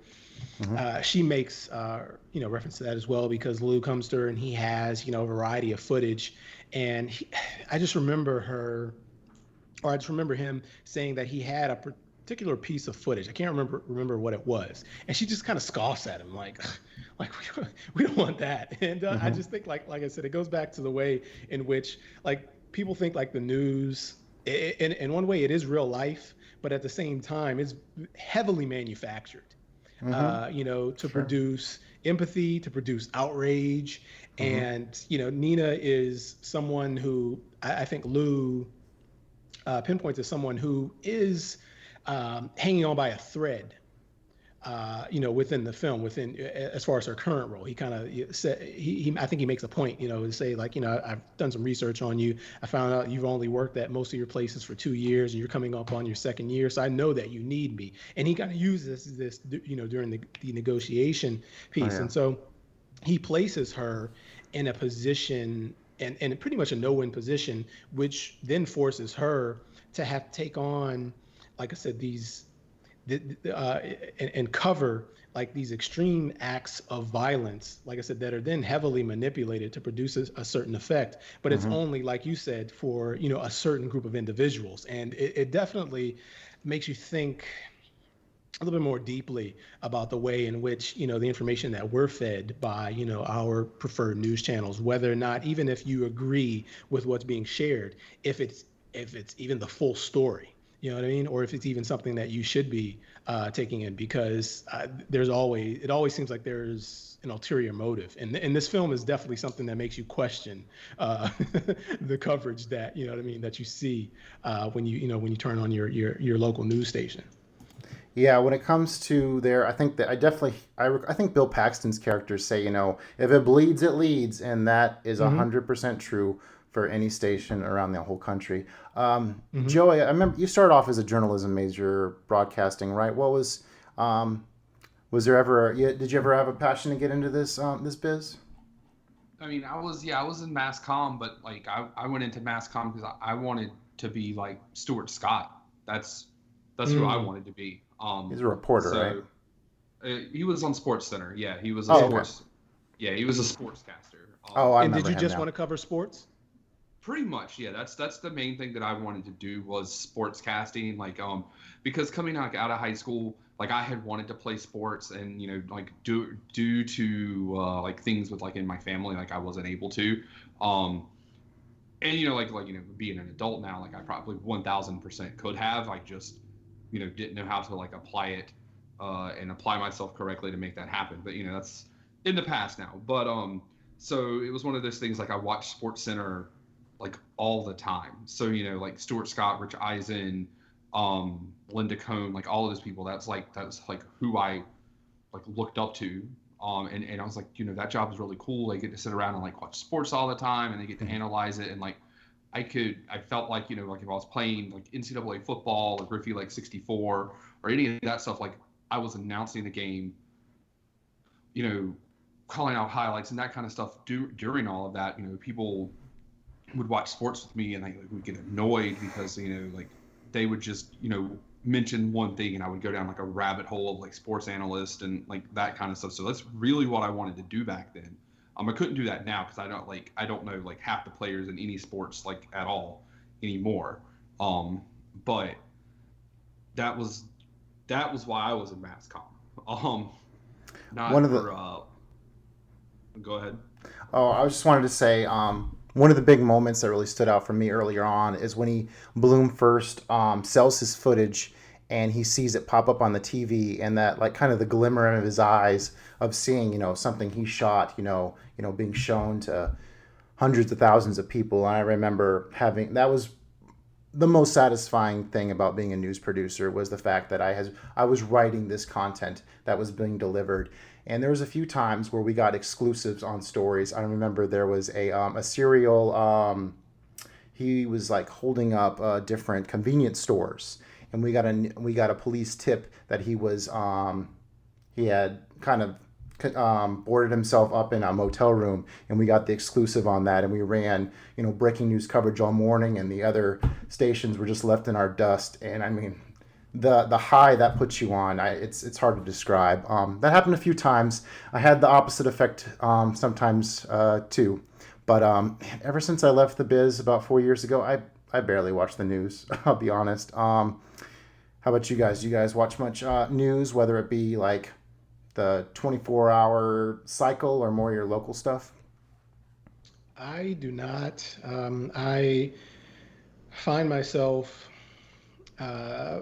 reading about current events more so than watching say like a CNN or like my local news, simply because I realize that, and this film kind of touches on it too, that you don't get the full picture. And I don't think I think that certain if you think about certain events that we're dealing with right now as a nation, in terms of the pandemic, in terms of the racial protest, and many a lot of the other things that are going on within the world, there's only so much knowledge that you can gain from some of these segments that attempt to cover these world events that have more than likely been brewing and bubbling underneath the surface for years, if not decades. And to try to encapsulate all that within a 2 to 3 minute segment is something that I realize it just can't be done. So if there's something that I'm interested in, I'd rather grab a long form article and do a deep dive into it, versus waiting on my local newscaster, or a Chris Cuomo, or I don't know, Tucker Carlson or somebody like that to provide me, because there's always going to be a spin on it. And I think that there's a spin in print media as well. But if you do look hard enough, you can find some information that is pretty well-rounded and pretty even keeled in terms of its in terms of the way it presents that information.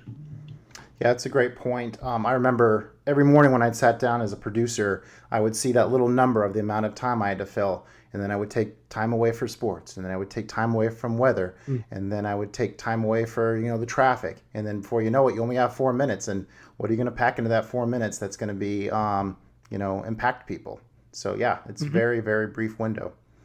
I think next I wanted to get into, this is definitely a character study. I mean, Jake Gyllenhaal is this very crazy individual. What are some words you would kind of describe him as, Mr. Bloom? Joey, you want to kick us off? Well, I already said brazen earlier, but so I guess to go with brazen, like kind of like fearless almost to a degree, but like you've got some good ones here. Like you put manipulative. I think that's a very persistent. Very persistent, very manipulative. I mean, Adam was talking about that negotiation that was in the Mexican restaurant, where basically it's like, you're going to give me these things, and like including having a relationship with me, and it's like the one that's very, like I said, brazen, because like that did, Rene Russo's character should have just been like, well, get the hell out of here. No, but she's so desperate for those ratings and the things that he's bringing in that she's like, okay, I guess, and it's just, I think maybe my favorite one that you put down here is unethical. And that builds throughout the film, which we'll get into. Unethical or immoral. because I remember we paused, like, we get something to drink or go to the bathroom or whatever, and there was like about 30 minutes left in the movie, 25 minutes, something like that, and I was like, so where the hell is this going? Like, who's, like, is this gonna, what's the build? Like, how is this gonna, what's he gonna do that's gonna get him arrested or is gonna get him killed?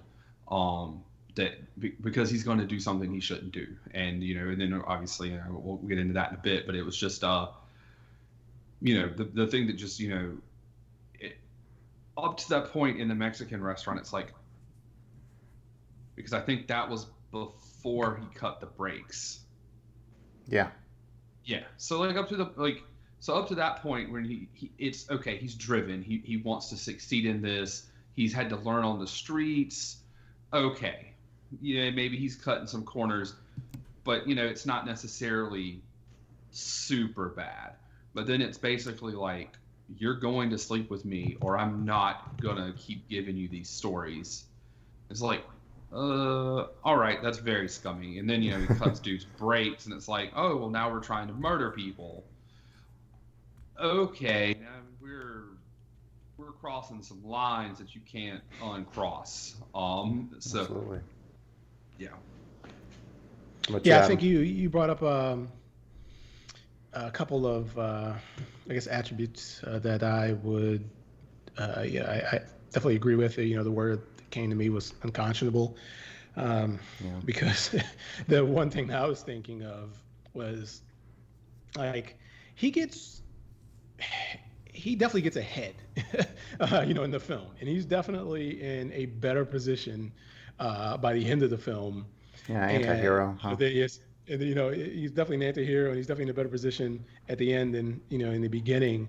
And I guess there's something to be said for how far in life you can get if your conscience isn't standing in the way. And we're seeing a lot of that in in our current day. And like I said, I'm not gonna, like I said, just dive into like I said, the political arena. But I think that you guys know what I'm hinting at, because if you have no shame, if you have no fear, there are definitely some opportunities that you can take advantage of that most people wouldn't even think of. Yeah, And yeah. Joey, you're spot on, because I don't know who it was who said this, but like I think they said something along the lines of, you don't become a billionaire by being nice to everyone you come in contact with. No, you got to slit some throats. You know what I mean? And like we can harken that back to, we watched The Social Network for an episode, and it's like, what did Mark Zuckerberg do to his best friend? Mm-hmm. Just completely screwed him out of the company. Mm-hmm. It is like, that was his best friend before they were famous. No, go ahead. And he just, I'm gonna screw you out of the company. I was just like, wow, So I mean, and that dude's, multi-billionaire. You don't get there by not stepping on people, by not stepping on their, stepping on their throats per se. So I mean, it's very tough for me to make a comparison between those two guys, but it feels like they both have, we know that they both have a conscience, but it seems like they set it aside to certain degrees. You know what I mean? It seems like, I'm just interested. I'm just throwing this out there to get your opinion on it, because they're definitely, there's definitely a part to Zuckerberg where that he has that whole humanitarian aspect to him. Yeah, he has the humanitarian aspect to him. And so that there's still someone there who cares, where, you watch as Lou spends, months, if not a year or more, with his apprentice, who he then makes an executive vice president of video production news. His partner, Rick, played by Riz Ahmed, and you watch as he tells him that after Rick says, something along the lines of you're not looking out for those around you. You don't care about anybody but yourself. And Lou ends up saying, what is it that recognize that you do have these feelings or whatever. But he said, what if I just don't care? What if I just don't care about people in general? And I find that interesting because you see, to Joey's point, I see some of that in a Zuckerberg. Because he probably sees the bigger picture, and he probably realizes that if I need a new business partner, I can get one. If I need new friends, I can make them. You know what I mean? Even if it isn't genuine, there are people who will want to be with me or want to be a part of what I'm building simply because of who I am. You and these other individuals mean nothing to me, and which is why I brought that up, because I just wonder if there are like I said, some comparisons between the two.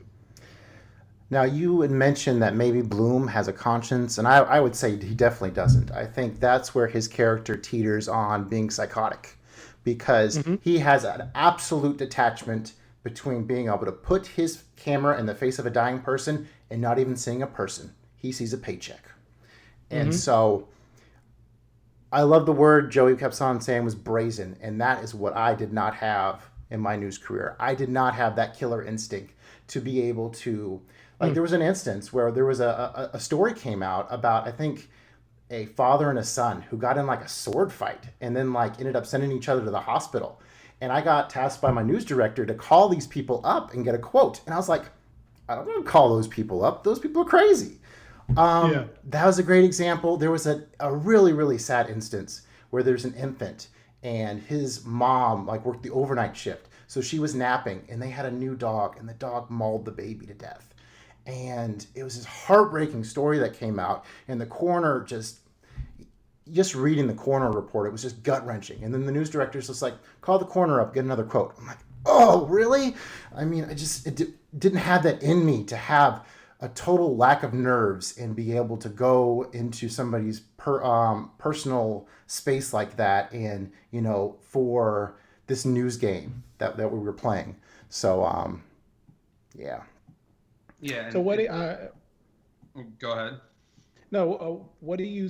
If he's someone who has no conscience, and we realized, over the course of the film that he's interested in building up his company, Video Production News, into something that's a little bit larger than what he originally starts out as. I guess what's his motivation? And from your perspective, Joey, what do you think is moving it? Because it doesn't seem like it's the money. Well, I mean, it definitely seems like there might be some like thrill seeking involved, because he definitely puts himself in some very dangerous situations. But I mean, he's also, at the beginning, he has this like really rundown car, and then he's in the Charger, like a Mustang. He's got this really nice souped up sports car. It's got, all the highest tech in it. He's got like all these gadgets. He's still kind of living in a rundown place, but he's got, some nicer stuff. So, I mean, definitely seems to be some, some money in that, in the fact that he's got a nice car. And he tells Rene Russo's character wants to like own this business and like be at the top. So, I mean, definitely has this drive to like own a business, and I guess, and make some money that way. So, I mean, I feel like that's his goal, but he definitely feels like he wants to just keep pushing the envelope of what he can record and get away with, especially once you get into like near the end of the movie and he gets to that home invasion that ends up being a drug deal gone bad, and he gets there before the cops. And that's the thing where he's like, I'm here before the cops.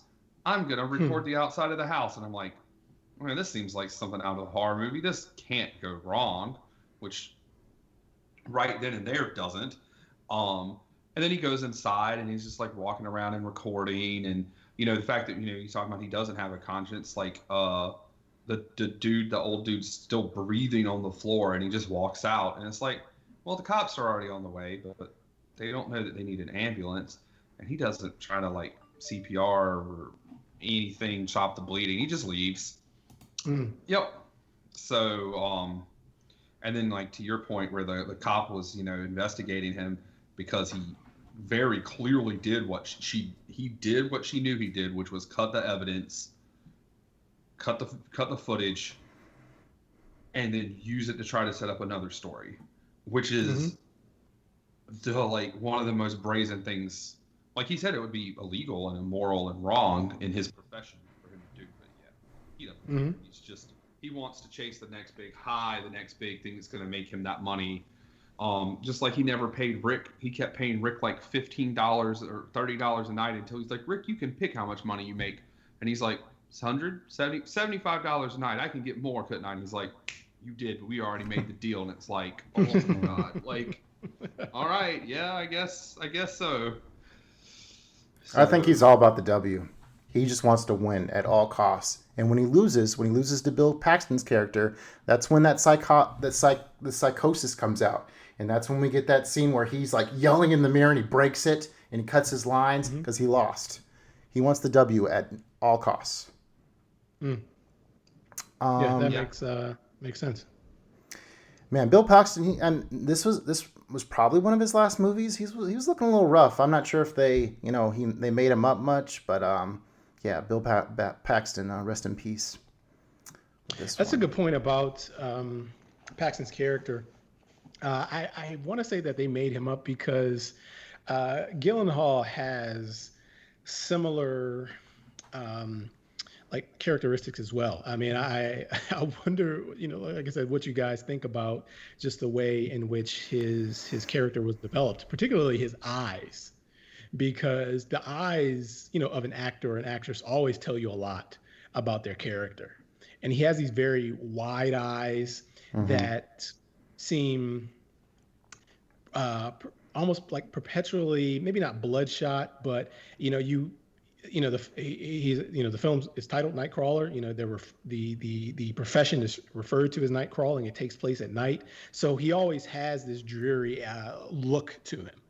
And I found it. I honestly felt that it was probably one of the traits or physical attributes about him that stood out the most, because it pointed to like this wide-eyed optimism that he kind of had within him that was kind of self-taught, but it was also, like I said, there was also this menace behind it too. You know what I mean? If you think of like some of the characters, like you mentioned, like character actor like Steve Buscemi, or I think it's the gentleman, the actor from Fritz Lang's M, Peter Lorre. Okay. If you think about the way in which their eyes told a lot about, told us a lot about their characters. That was something that was that really stood out to me. So your point about Bill Paxton, it's probably something that they developed for the film, because it makes complete sense with him staying up all night long every night to try to do his best at this news game. Yeah, it totally looks like somebody that's doing that, where it doesn't show quite as much on Gyllenhaal, but he's kind of more, he's a lot more fresh in the game too. I know that makes sense. And he's supposed to be a much younger person, as Bill Paxton's character had been doing it for like 20 years or something. So Gyllenhaal's supposed to be a younger guy. It's much easier when you're 20 years old, 25 or 30 even, to stay up from 7, 8, 9 o'clock at night till 6, 7 in the morning, versus if you're supposed to be in your late 40s, early 50s. It would definitely have much more of a toll on your body. I really liked how they set up the because the scenes inside the studio, the TV studio, where he does the selling of his his latest video. It's definitely a whole different environment in itself, and I love how they set it up by always showing the different antennas of, I think, the Channel 6 news. I really enjoyed whenever Bloom's character is first kind of figuring out the news game. He's flicking through each of the news stations' coverage. And I remember doing that many, many times when I was an assistant in the newsroom. And a fun story, I visited Graceland, Elvis's home, and he would watch all the news stations at once. And he had 3 TVs stacked on top of each other in his living room in order to do that. So that was kind of a fun thing I thought of. Did you guys know, did he have a top knot going on? Did he have the samurai yes mentality going on? Mm-hmm. Watering that plant? Some sort of like a little man bun or something of some sort going on. Which, of course I was like, well, if it's good enough for Jake, then I guess it's good enough for me. But then, he turned out to be a very, very not good person. So I was like, maybe I shouldn't use that as an example. Now, someone who, okay, so I took like ethics courses, and whenever I was studying journalism, and basically what they show in this movie, where they're all up in personal on these like bloody bodies and stuff, that would just not fly on like local news coverage in most cases. Even I remember body bags coming up a few times, and we are just like, no, we don't show that. I mean, it's really up to like a news director to decide that kind of stuff. But the amount of gore you see in this movie is not at all what you would see on the evening news in most cases. And so I kind of like and now me knowing that, like it did, like a lot of people knowing that might bother them because they wouldn't feel like this movie is realistic in terms of portraying broadcast news. But me, I see this as a very cinematic interpretation. So I really enjoyed seeing the more grittiness because it only escalates, what this character is all about in terms of, capturing that on film, video. And also they were like getting stuff for like the 5 a.m. and like 6 a.m. news. So, you would definitely have less. I mean, you'd have a lot of viewers, but obviously you're not showing it at 6 o'clock in the afternoon, so they probably felt maybe they could get away with a little bit more at 5 in the morning than you would at 5 in the afternoon. But you got to think in mind that that's also the LA market. So there's probably a lot of eyes on the morning news, people sipping their coffee, about to go to work. Well, yes, which is why she wanted sensationalized to attract the most viewers. But, at the same time, it's, time periods of when you can get away with showing what you can get away with. You could get away with, at 6 o'clock you couldn't say shit on TV, but you get to 10 o'clock and you got Law and Order and The Shield and all of that, and all of a sudden now you can start cussing and people are getting shot in the face, and so that's a good point. Another little detail that I enjoyed was the first time he does show off his news footage. It shows him how like he set up his camera to get a test shot and stuff. A very rookie move. And then as it progresses, you see his talent increasing. There's that time where he's like at a scene and he's like basically standing over the guy's shoulder, figuring out exactly what he's supposed to be doing. So like he says, he's a quick learner. Or the one where he moved the bodies at like a car accident. That was great. Yes. And it starts off with the one, it's like a home invasion where like he moves like the family pictures and right next to the bullet shots in order to manipulate the news. A little bit later, he has more of an eye for what he's shooting. And so, he moves the body out. So as the movie goes on, he's increasingly becoming less ethical with what he's doing. And to the point of where he's actually manipulating what's going on with him, setting up his own story, essentially. Yeah, for the big spot at the end. Yeah, the fact that the film takes place in LA, like I said, you can't look past the fact that maybe since this was, I guess, an original production by Gilroy, that he was probably hinting at some of the ways in which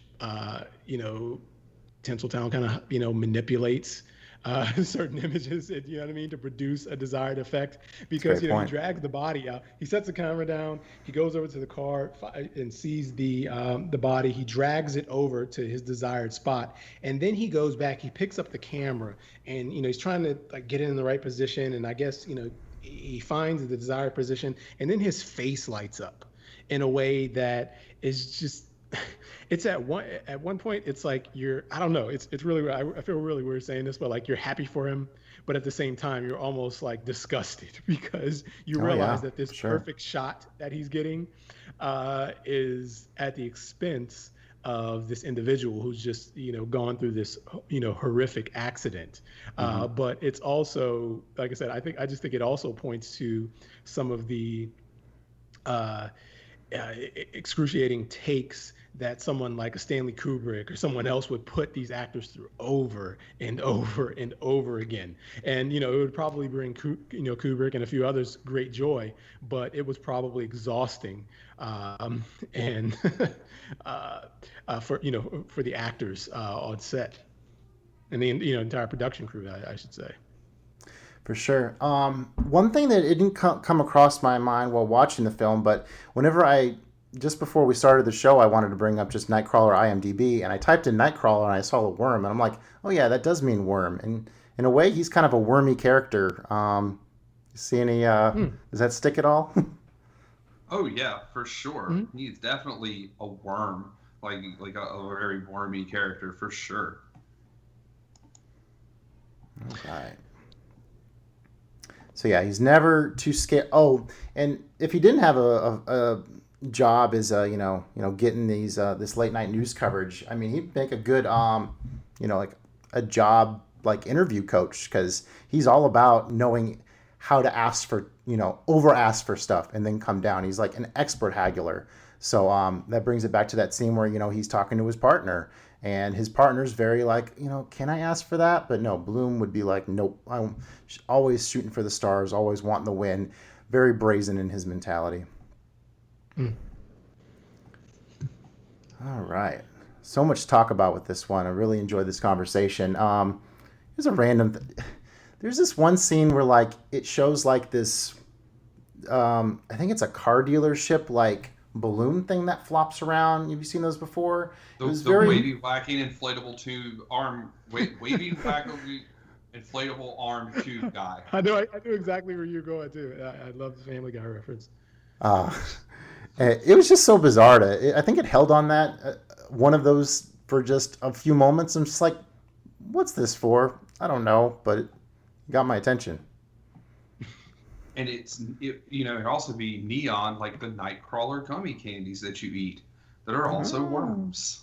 There you go. Oh man. All right. So I already mentioned the scene where he's in the mirror, how he's willing to play dirty. Goodness gracious. I guess what did you think about, his relationship with Nina? Because obviously it's a relationship that's built on the fact that she now has this up and coming, Nightcrawler who can obtain these images for her. He seems to have, no ethics, and she's someone who is performing some sort of balancing act, but she's definitely in that gray area where you could probably make an argument that she is just as unethical as he is, because she's always questioning whether or not something can be shown and versus whether it should be shown. And they almost seem like a perfect fit for each other.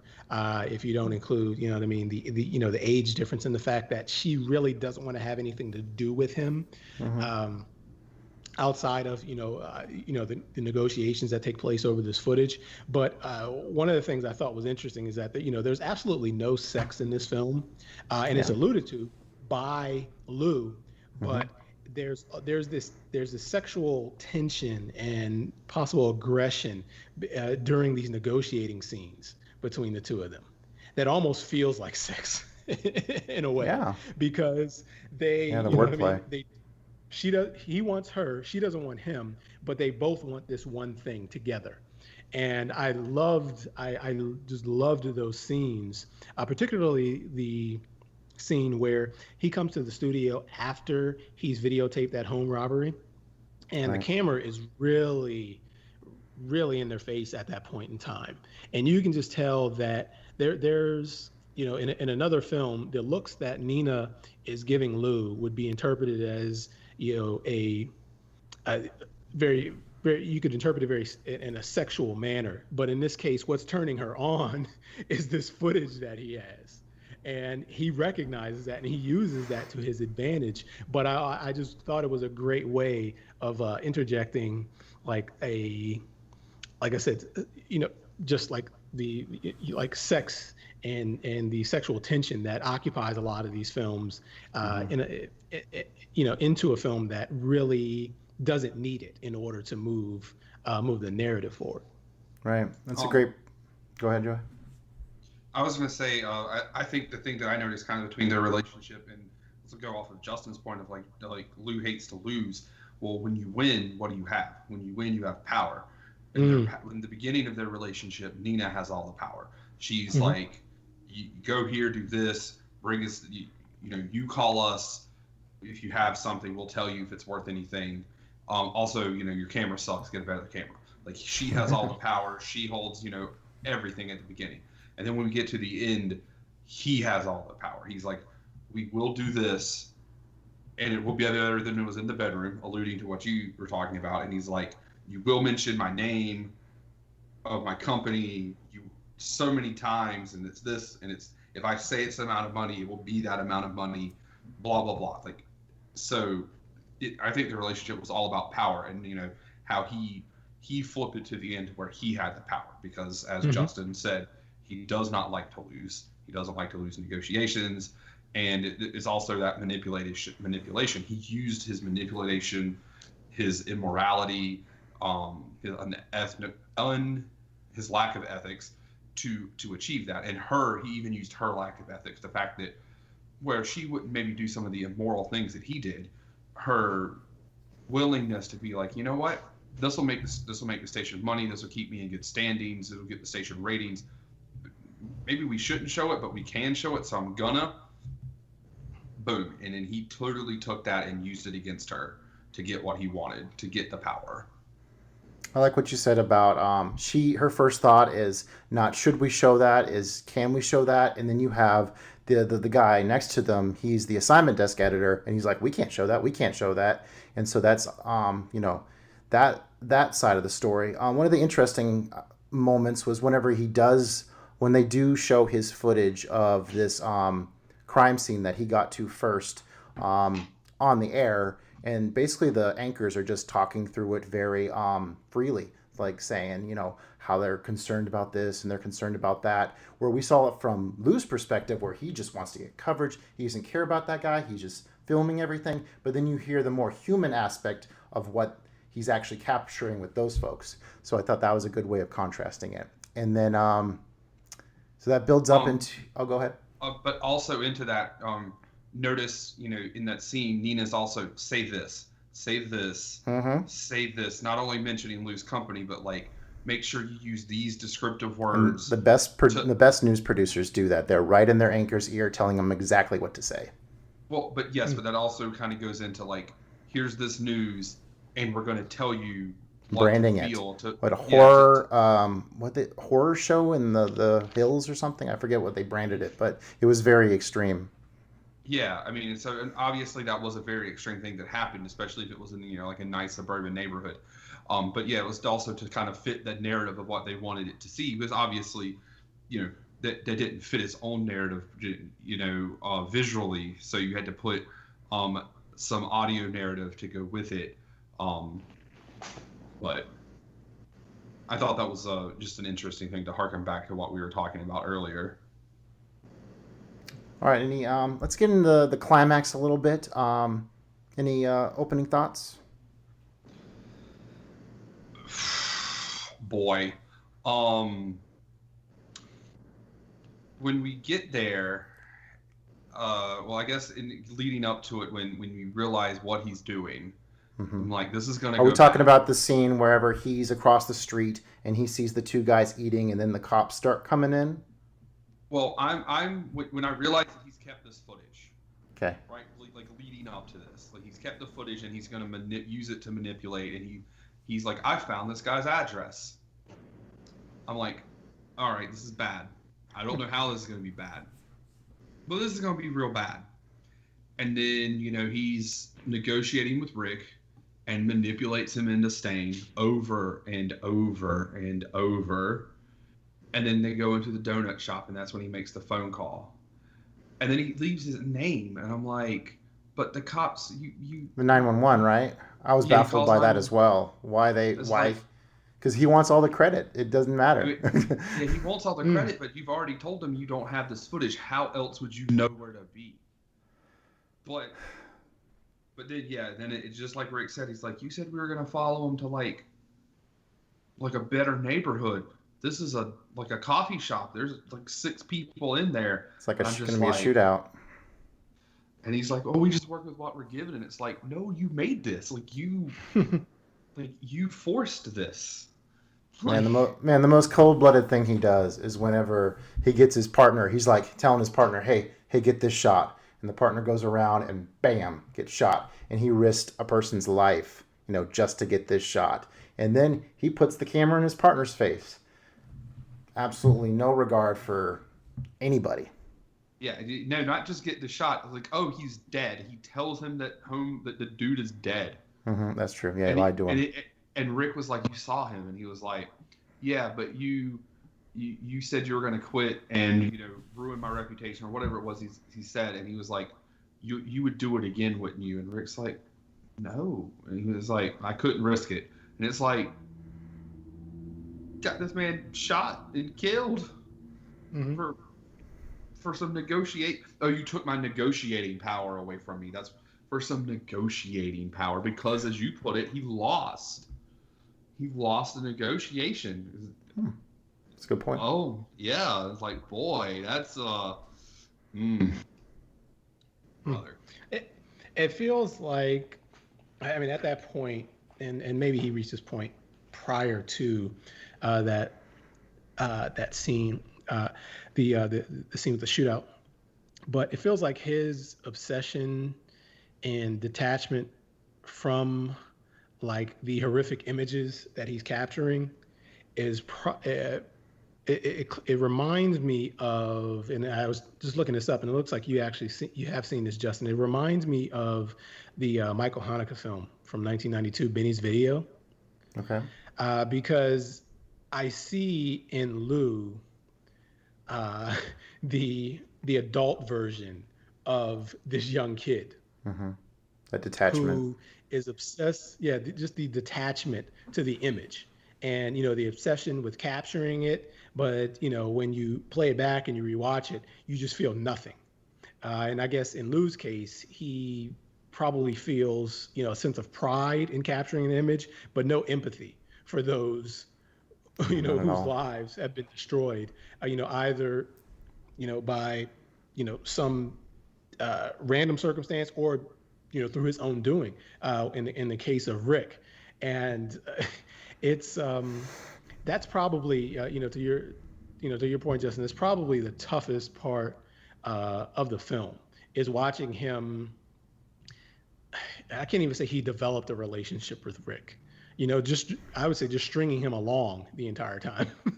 If anything, it's just the bickering they do back and forth between how they navigate the GPS. I think he might have taken away something from them and actually learning the craft, but yeah, in terms of respect, not at all. Yeah, there's absolutely nothing there, and like I said, that's why that Haneke film is probably. I think you could watch that film and then watch this film and just see a direct connection between the two. You know what I mean? They're only different, and the only difference being their first and last names. But he's definitely the adult version of Lou, and it's like I said, that scene, that sequence. It's a very eerie movie, Benny's Video. So yeah. And I actually misremembered how this thing ended. I thought Lou died at the end, but no. Oh, really? He's the big winner. I was surprised. I was like, oh wow, he has these fresh faces in front of him, and they're going to be his new interns. And he stole Bill Paxton's dream of having two vans. I forgot to say earlier, the thing that Bill Paxton says, you might have missed it. He talks about like having an FTP server in order to cut down time between like going to stations and selling. And that's totally legit. In the news business, you do have these video servers called FTPs that you distribute video with. So that I enjoyed hearing the actual technical broadcast terms used throughout this. But yeah, he's the big winner. And after we see him be, the worst guy around, he comes out on top. What do you feel about that? Does it make you angry? No. I think that in this day and age, with that we have seen, or we recognize that you can be a pretty terrible person and still come out on top. And still fail upwards. You know what I mean? We see that in film, we see that in real life, and so watching that film, I don't feel happy, I'm not happy for Lou, but I recognize that it's just part of life. You know what I mean? And it's eventually he's going to, his actions and his unethical nature is going to catch up with him, but it's just not going to happen right now when we want it to. But I do think that it will eventually come back around and bite him in the butt. Oh, I agree with that 100%. I mean, you have to have relationships with cops in that business. And, I mean, he was like showing, he was burning cops left and right, especially with, videotape him, getting him dying. So, yeah, his luck has to run out, you would think. So that's the American way, right? You just step on everybody underneath you to make more and more money and more success and build yourself up. I mean, that's just all he's doing, right? That's his manifest destiny, right? So, but yeah, karma will get him. It just isn't in that movie. I mean, also like, this movie is about him filming a bunch of stuff. So if he dies, like, who's gonna film him and sell it? Or the major, I guess, downfall was no one would film it and sell it, and then he ultimately loses out. But no, this was it's just he gets the like, oh, you're the new interns, and I'm just like, oh these poor children. I wanted to do, like, no. Also, unpaid internships are like terrible and like the worst things ever, but that's a completely separate thing. But just no, these poor children. So, all right, let's wrap it up. What rating out of 5 stars? What would you guys give it? I give it 4.5, but I think like honestly talking about it with you and like some of the things we talked about and like some of the things we pieced together was like he doesn't want to lose and how that affects some of his personality. Like I actually think I would actually bump it up to 5. This is a first on the show, Adam. We've swayed Joey's opinion. I can't believe it. Oh, you swayed me. You swayed me from a 4.5 to a 5. Oh, a win is a win, in the words of Blue. How about you, Adam? I'd give it 4 stars. It's a firm 4 stars. I do think that this is a film that you could watch with with others, and like I said, during the course of your discussions, like your appreciation of it, or my appreciation of it at least, will continue to grow. And it could definitely get another star, at least another half star. But it's a firm 4 right now. I really enjoyed this. Yeah, it's a 5 stars for me. Between all my personal connections, the the whole thriller aspect of it, we really kicks into gear toward the climax, and then just all the whole depth of the film in general that we've been talking about, on and on. It's 5 stars for me. All right, we're going to take a quick break, and we got one more film to talk about. We've been going a little while, but stay with us, and we're going to talk about some romance. That's Joey's forte, right? Coming back. Oh yes, I'm such the romantic.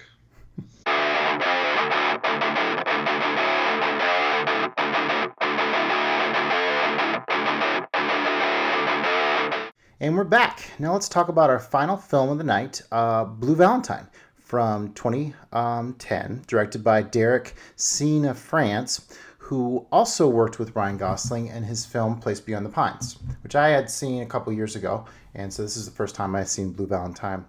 Joey, what's the synopsis for this one? It's a non-linear breakup movie that jumps back and forth between the beginning and the end of a couple's relationship. Which, that couple's going to be Ryan Gosling and Michelle Williams.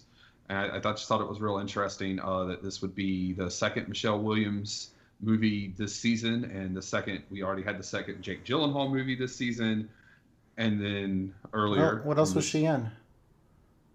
The movie with Jake Gyllenhaal. Brokeback Mountain. Oh yeah.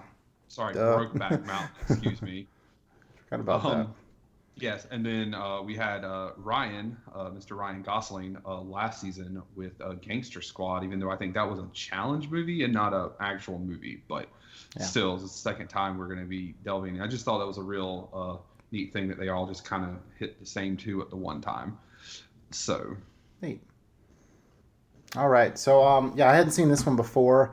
I had definitely heard of its reputation being this like really like gut-wrenching like doom romance movie.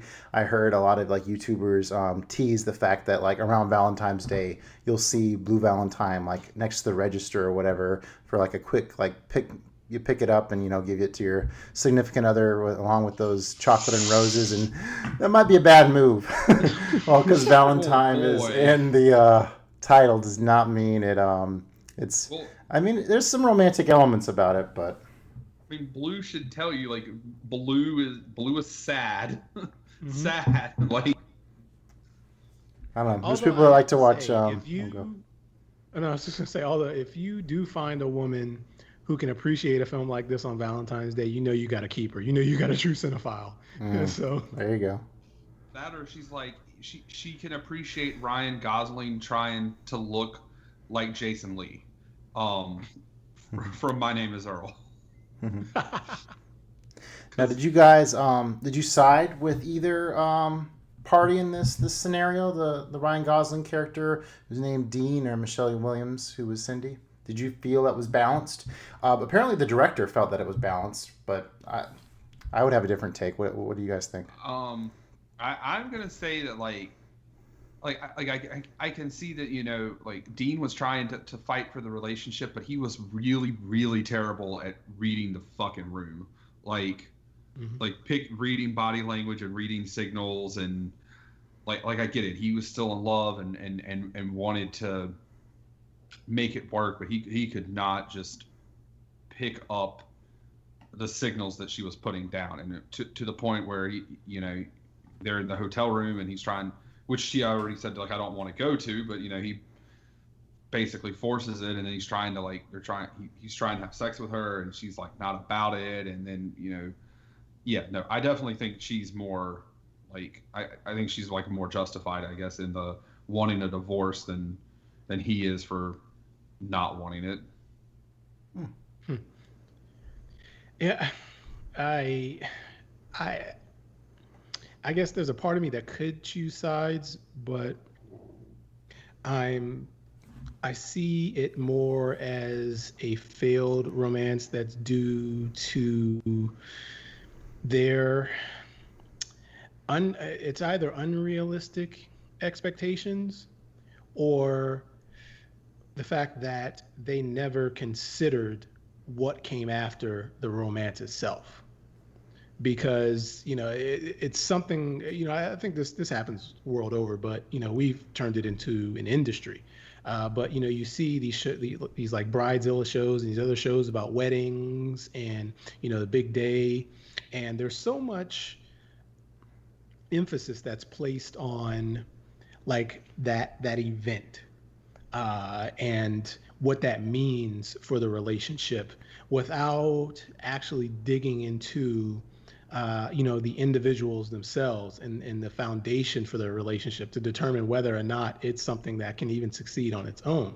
But you can put forth like an image, both for yourself and for others, to demonstrate that you have something that appears to be everlasting and appears to be strong. And I think that's what we see, and I think that's the beauty of the way the film is edited, because you could see the progressions as they first meet each other, they begin to fall in love, and then it's contrasted with like this current day, and you really only see the courtship, the romance, and then boom, you're just thrown right into the present day. And I think the fact that Derek didn't spend a lot of time on focusing on the couple as they built like the foundation of their relationship, like understanding each other, each other's likes and dislikes, each other's interest, and all those little things that go into making a successful relationship. I thought that was like one of the more interesting aspects of the film, and I think that's why. I think it's why the relationship didn't last, and I think that's why the film is so powerful, because you see, like I said, you see pretty much the great aspects, and you see this and then you just watch it fall apart. But you don't, as I was watching the film, I just didn't see anything that would actually keep them together other than Frankie, their daughter, and the fact that they were once in love. And so, from my perspective, I couldn't side with either character. I just saw, like I said, two individuals who were once inseparable, but they didn't really understand why, that was the case, and they didn't really understand what what was actually needed in order to build like a successful relationship. You know what I mean? Maybe they just thought that their early romance would just kind of carry them through, and that clearly wasn't the case. I'll come at it at a little bit of a different perspective, being I've been married for 12 years. So I definitely had a lot of sympathy for Dean. I would say me and Dean are kind of similar kind of personality types. You can really read the fact out of him that, he wants to kind of do his own thing, be his own boss. He likes to get up in the morning, have a drink, go paint some houses. He's good. His wife, on the other hand, much more ambitious, and she wants that out of him, but he doesn't want it out of himself. I thought one of the most interesting parts about this movie was Dean's tattoos. You see a heart on his wrist, very much having his heart out on his sleeve. That metaphor definitely stood out to me. One of the tattoos that really stood out in the sex motel was the giving tree.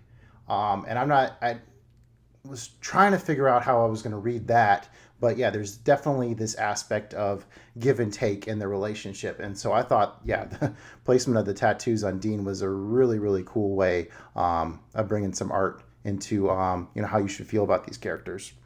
And overall, I just felt more sympathetic to him. She kind of had more of an enigma to her. I could read that she is more ambitious, and then she got herself in this situation where she got stuck. But she's a little bit harder to read at the same time. So yeah, the more when I hear you guys siding with her, it makes me reconsider. So it's a challenge. One fun fact about this movie is they wanted to shoot it 6 years apart. They wanted to shoot all the stuff at the beginning, wait 6 years, and then form a bond between them, and then shoot the stuff at the end. But the studio didn't want to give them that much time, so I think they only waited about a month in between shooting. And there is definitely a big contrast between the grainier look of the flashbacks compared to how the modern part of the relationship is. Mm-hmm. A lot of good stylistic stuff there. Did you guys think it was relentlessly sad?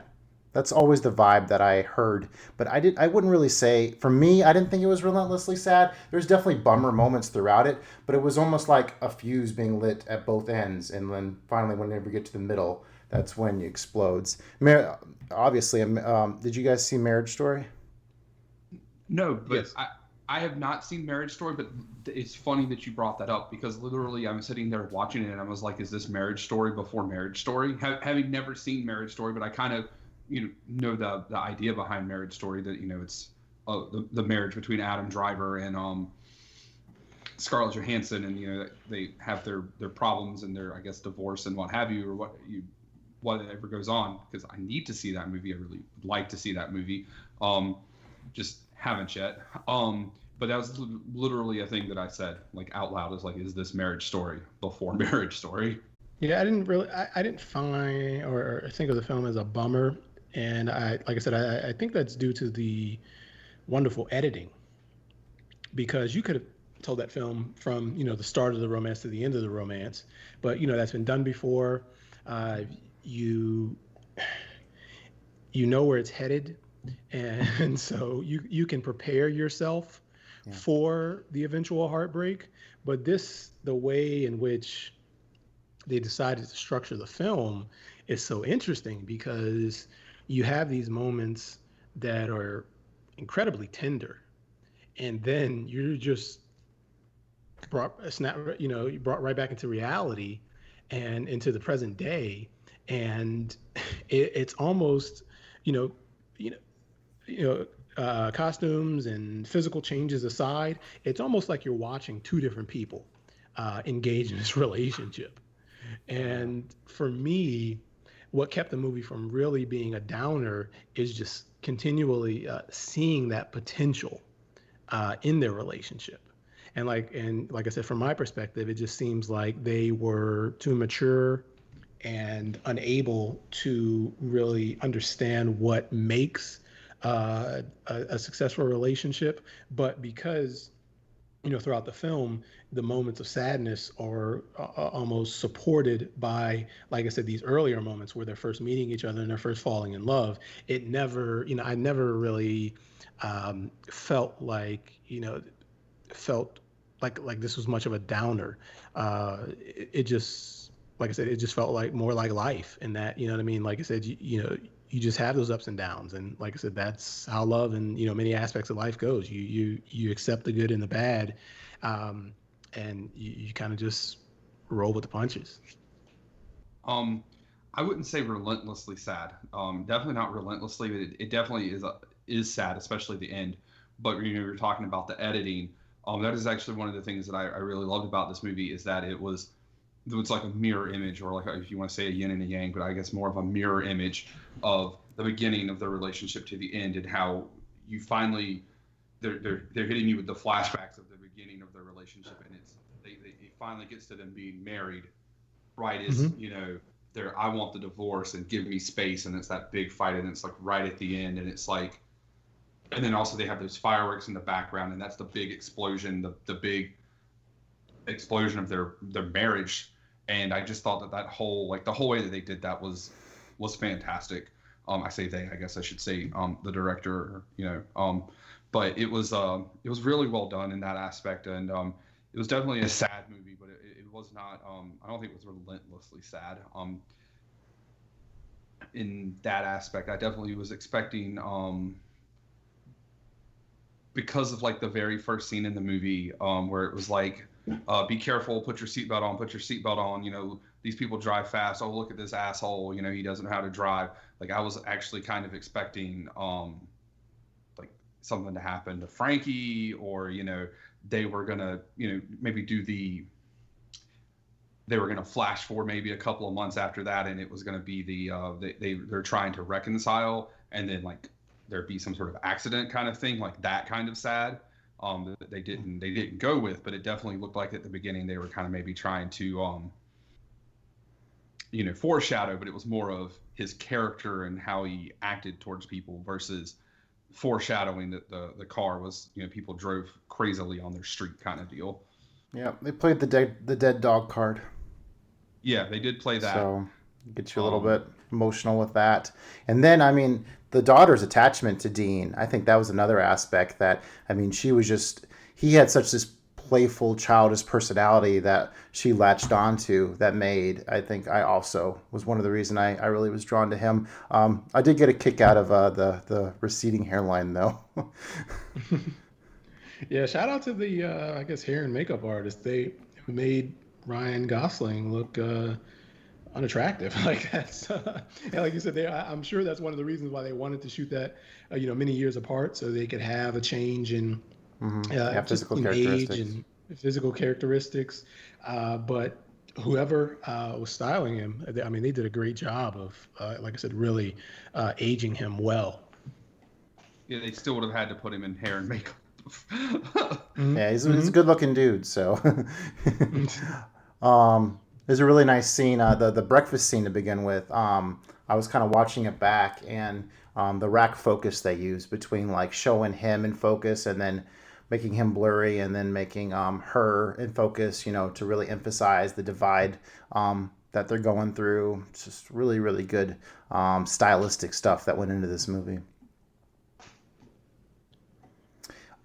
I think. Oh, go ahead. Oh no, I was reading your notes, but I guess I'll point this out because it's sure. Unless you were about to get to it, but I kept thinking about the earlier scene where they're looking for the dog, and Cindy, Michelle Williams' character, ends up noticing the dog, I guess, lying on the side of the road. Right. And, she takes a minute to kind of recover, and then she heads over to, I guess, this recital, and she mentions it to Dean, and Dean immediately kind of just gets on her about it, telling her how many blames times have I her, told you right? not to leave the fence open. And people always talk about love being like something like like a garden or something that you have to tend to, lest the weeds grow up or something like that. And the dog is probably just a dog, but I did view that conversation and maybe even that animal as like a representation of something that it's a shared responsibility. It's a shared effort. And in the same way, their relationship, their love is something that's to be shared too. And there's clearly some deficiencies there. You know what I mean? And in terms of, in certain cases, one partner putting forth more effort than the others, and vice versa. But I was struck, and I think that if anything, to answer your earlier question, Justin, I would probably side with Cindy more. If I really had to choose sides as the film went on, because you could see, like I said, Dean was, he could be playful, but he also had the ability to lay blame on her in a way that felt somewhat uncalled for. Mm-hmm. And now that I think about it, there were moments in the film where I realized, okay, now I understand, why she feels the way she does. Because in addition to the ambition aspect of it, of things that like you mentioned, there were certain ways where, like I said, he just wasn't getting the hint. I think you brought that up, Joey. And You're right. Yeah, there were other ways where he was placing blame on her in a way that I felt to be unnecessary, and because there were certain aspects of their life that were, it's a shared effort in terms of them putting forth the necessary work to make that relationship work. Yeah. And the thing about it is, like, she's acting like him being a painter is like this horrible thing, but like down here, like people are painters, they make pretty good money, like, mm-hmm. And obviously, like down here, the cost of living's a lot less, but it's like, what's wrong with him just being a painter? If he's happy and, they look like they lived in a decent house and they weren't going for naught in this movie, so like, what's the big deal?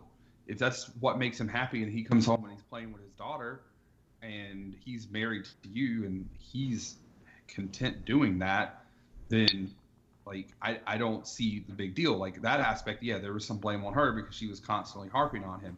But you get to like more towards the end of the movie and he's like forces her into like the sex motel, forces her into a situation where she wants to get drunk and she can't because she's on call, but she ends up having to do it anyway, and then it leads to the big fight at the end, and he shows his ass in her place of work, which gets her fired, and it's like that's not acceptable, like in any way. Like he's acting how you would expect him to have acted when he was a teenager, like at the beginning of the movie, or like in his early 20s, I guess because they were college aged or whatever. So, and then you see the scene in the liquor store where she sees that guy and she tells him, "Oh, well, I saw Bobby Ontario," and you don't really quite understand yet why he's reacting the way he is, but she probably shouldn't have even mentioned anything, and then she's like, "Oh, well, he's fat, he's a loser," but he's like, "Well, F you," and it's like that's not helping. That's not attacking the problem. That's attacking the person, and that never helps anything, to the point where she just pulls off the side of the road and like goes into the woods, and it's just like, all right, they're not. Neither one of them is communicating, and when they are, neither one of them is listening. Yeah, I thought the movie was really interesting in the fact that you would have these really strange interactions, and then they would get paid off like, shortly thereafter. Like, it's very strange that the Bobby guy's like, "So you're being faithful?" And you're like, "Whoa, what's that all about?" Watching it back, I was really struck by how much her face lights up when they're having this little chat. Like, and we find out later, like, he's more of an ambitious guy, but man, she really cuts him off hard after, he's very reckless with their sexual relationship. Yeah, it's a great point, Joey, about, how mad she is after, Dean, really tears into her about, mentioning the fact that she saw him. And you really notice in that argument they have in the car, how tight the shot is, which really kind of hints at how claustrophobic they probably feel in this relationship. Yeah, and you at the time, like I was saying, you don't understand, like, why is Dean so upset? It was just some guy, and you're like, okay, they probably went to school or maybe they dated. Like, you can do 1 and 1 makes 2 math on that. That's not super hard, but you don't understand that, like, homeboy is actually probably Frankie's father, and jumped and beat the living hell out of Dean, and so it's like, okay.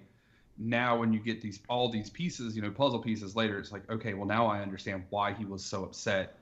And the fact that, she did light up like a Christmas tree, even though, homeboy was like a straight douche canoe, like she shouldn't have, but she's so unhappy and disenfranchised in this relationship that she's currently in, that this guy who, treated her also very poorly in college, she's like, oh, this guy has an interest in me. And so she immediately just lights up, like you said.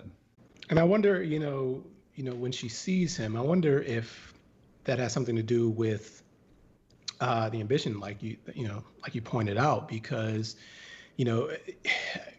I think back to the scene where they're having dinner for the first time with Cindy's family, and they're grilling Dean about his history and his family, and at that point in time, and now that I continue to talk about this, I definitely think I'm firmly on Cindy's side here. But they're grilling him, and you find out that she wants to be a doctor, and Cindy's father is asking Dean about his history, and he says that he hasn't graduated from high school. But this is, and maybe at that point in time, as a parent, I'm not a parent, but maybe as a parent, maybe at that age, you can't tell your children what to do, but you can just see, and from my perspective, like, these are like red flags that, when you have someone, who wants to be a doctor, and you have someone like the Dean who almost, who has this vibe that, this is not my thing, but you know what, it's going to work out. Cause life, we'll just, and he's someone who's just ready to just, and take life as it comes, whereas she's ready to kind of grab the bull by the horns and take more charge of her life. So I do wonder if like her interactions with Bobby Ontario, her ex-boyfriend, and even that doctor at the office that she works with. You know what I mean? She kind of has some similar. Seems like she has a similar response when he's discussing it with her too. If that has something more to do with like her just missing that ambition that she desires in a partner, because it was probably something that she wasn't aware of. And I think that's like one of the beauties of this film, is that it shows the way in which like just the love and early passion just like overrides all common sense. Yeah, well said. Early on in relationships. And you see that, but then by the time you are able to take a step back and actually think about, what you really want out of a relationship, it's too late. She's got Frankie. They've been in a relationship for, probably 5-10 years or more. And she's almost in a position where, leaving Dean and going to med school, obviously that's out of the picture. And so that's probably one of the things that, number one, heightened the tensions between the two of them, but also prompted those responses, when she did encounter, those two men throughout her, as she went about her life within the film. Yeah, the relationship between Dean and the father, that's another aspect where I think when they first like are around each other, like Dean's trying to stay back by the car smoking. He's like, oh, I can't get up there. He has the oxygen or whatever. And later off, it's paid off with the friction they have the first time they met each other. Gosh, can you imagine being a mover? That'd be some back-breaking labor. Have you guys ever had any labor-intensive jobs? The most I grew up being a pressure washer with my dad. He had a pressure washing business, and so I know full well what it's like to come home completely covered in dirt and grime, and it's not pleasant compared to being able to sit in an office and get a pretty decent money and not have to be out there in the heat and sweat. How about you all? So I think the most like actual job that I actually worked was when I lived in Beaufort. I worked in the warehouse for the ISP down there, but I was in like receiving, and it was even though it was a big internet service provider, it was like a local one, but it wasn't like Spectrum or anything like that. But for the most part, anything like it was like heavy lifting, was generally with a forklift or anything like that. So it wasn't like crazy. But when I came back to Florence, I started looking for jobs, and I was like, oh, I worked in a warehouse. I'll get a warehouse job, and so I got a job at this warehouse, and it didn't have air, and it was just loading boxes. And by the lunch of that, the only day that I worked, like I was like, I can't even move, like I couldn't even move anymore. And so like the next day came, and I'm like on the couch, and it's like, oh, my shift's in 30 minutes, and I can't even get up to go take a shower. Well, I guess I'm not going. And they never even called. I guess it wasn't uncommon for people to just, I was like, yep, no. And it was like $8 an hour. And it was like, this is not worth me dying, like killing myself for. So I just never went back. Wow. Yeah, I was going to point out that, I worked at a golf course for a season, years ago, and it was pretty intense work. We were normally there at between 5:30, 6 in the morning, because this was spring, summer, leading into fall, and so sun would be up pretty early. So we'd be out there cutting the fairways, cutting the greens, and performing other labor around the course. But I actually enjoyed that, and because that kind of got me into the game of golf, and I still play like even today, and I think like working there kind of developed an appreciation for what goes into making that. But to your point, Joey, when I was younger, I worked in a Papa John's warehouse where they made the dough, and I was in the freezer. So after the dough was prepared, they place them in these like they're they kind of look like milk crates, but just a little bit flatter, and you could stack them on top of each other, and all the dough would go in there. And so after it was made, and they did all the stuff they did on the outside, it would come on this conveyor belt into the freezer.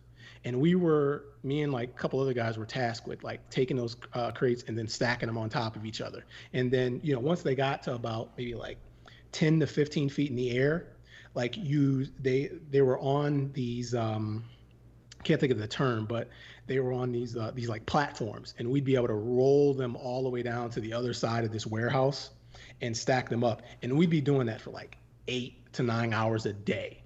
So if you could imagine like a warehouse the size of maybe like, let's say it's about 75 yards.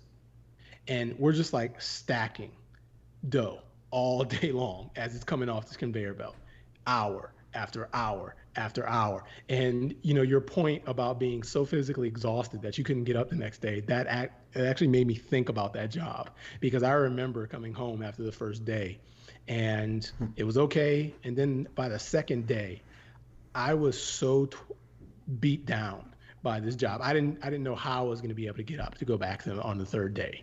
And like I said, on top of that, you're in the freezer where it's like maybe like 10 to 15 degrees. So we're bundled up, and this is in like the summertime as well. So you're coming outside from where it's completely, extremely sunny to this freezer where, the temperature drops by 70 to 80 degrees. And, imagine it just being in there for 8-9 hours a day. It was brutal. And I would never, ever do anything like that again. So I'd rather move. I'd rather do what Dean is doing.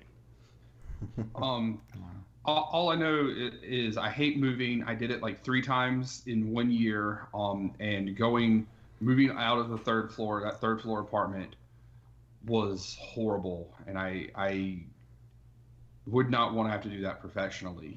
That was rough.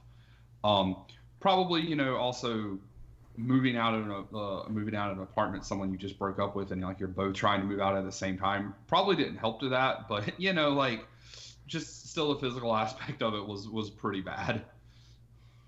So even if you could have the philosophical conversations that Dean was having about love and relationships and eventually meet your soulmate, it still wouldn't be worth it for you?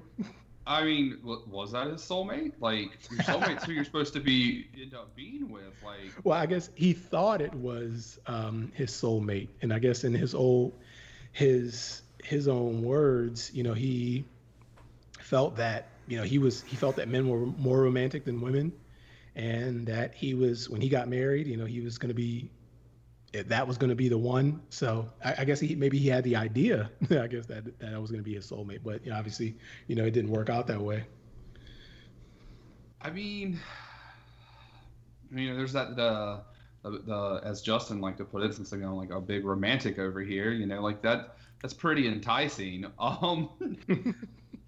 But maybe if I was like a young buck like him, not Nick and Matt Jackson young bucks, but just a young buck, maybe so. But at 35, nah, I don't think I need to be like balancing stuff on my back and carrying up and down flights of stairs. I will pass on that. I'm good. Really enjoyed that tender moment where he did take a few minutes to decorate that old guy's room, and even stood a few minutes later to kind of point out where exactly everything in the room he set up was. I thought that said a lot about his character. Absolutely, and the same for her as she was taking care of, I believe, her grandmother. That's a good point. It definitely demonstrated a tenderness. It showed that they were both very patient people. And, they were demonstrating love, like it was love in action. So that they had the capacity to love, to be patient for others, and you would think with each other. But for some reason, they didn't bring those attributes and into the relationship. And that was something that always boggled my mind, is that, how do two people get to a point where they can't, be these people that we're seeing on screen to each other? You know what I mean? Because there's really, no one individual is the villain, and they definitely have some positive traits, but for whatever reason, they couldn't, utilize them to their own benefit, to help the relationship last. So while I kind of feel like I'm on Team Dean, the whole going to the sex motel, yeah, that was a bad move. You don't do that. Even if you want to patch things up, you got to be a little classier than that. But yeah, he kind of wants to take the simple route. But I love how it's the future room, and how like the whole room has like these blue and purple colors, which really play into the title really, really well. Much deeper blue. Yeah. To Joey's point, I mean, if blue is a downer, and I guess if there was a low point in the relationship aside from Dean entering Cindy's workspace and assaulting her boss, it was probably that scene within the future room, given just the change in the color scheme and the fact that you could see that any love and any passion that they had for each other, it's pretty much gone at this point. Although there was the mixtape, and the mixtape is one of the high points of their relationship. And when he pulls out the mixtape and they have a little dance, that was a good moment. Oh man, this sex scene, it's very interesting. I really like how you mentioned the fact that how nurturing Cindy is, especially for how she likes to take care of the elderly. And there's the moment where Dean just kind of laying on the floor, and it's almost like he has manipulated her to come and like go and check on him, go and care for him. And then that's when like the whole sex scene takes place. And yeah, she's a very complicated girl. I remember later on, before the abortion, aren't they talking about like how many sexual partners she's had? And I never expected her to say 20, and that's like, whoa, 20? Really? I mean, I hate to judge, a young woman for, however they live their life, but there's a much deeper sexual aspect to her that, and so much about her is not revealed. I mean, there's the dirty joke when they're on the bus together, and she like jokes about a pedophile, and it's just like, whoa, where did that come from? But yeah, she's so much more complicated. And like I said earlier, like how Dean, he has the heart on his wrist. He's very open book, whereas she's more reserved, which makes for a more complicated relationship.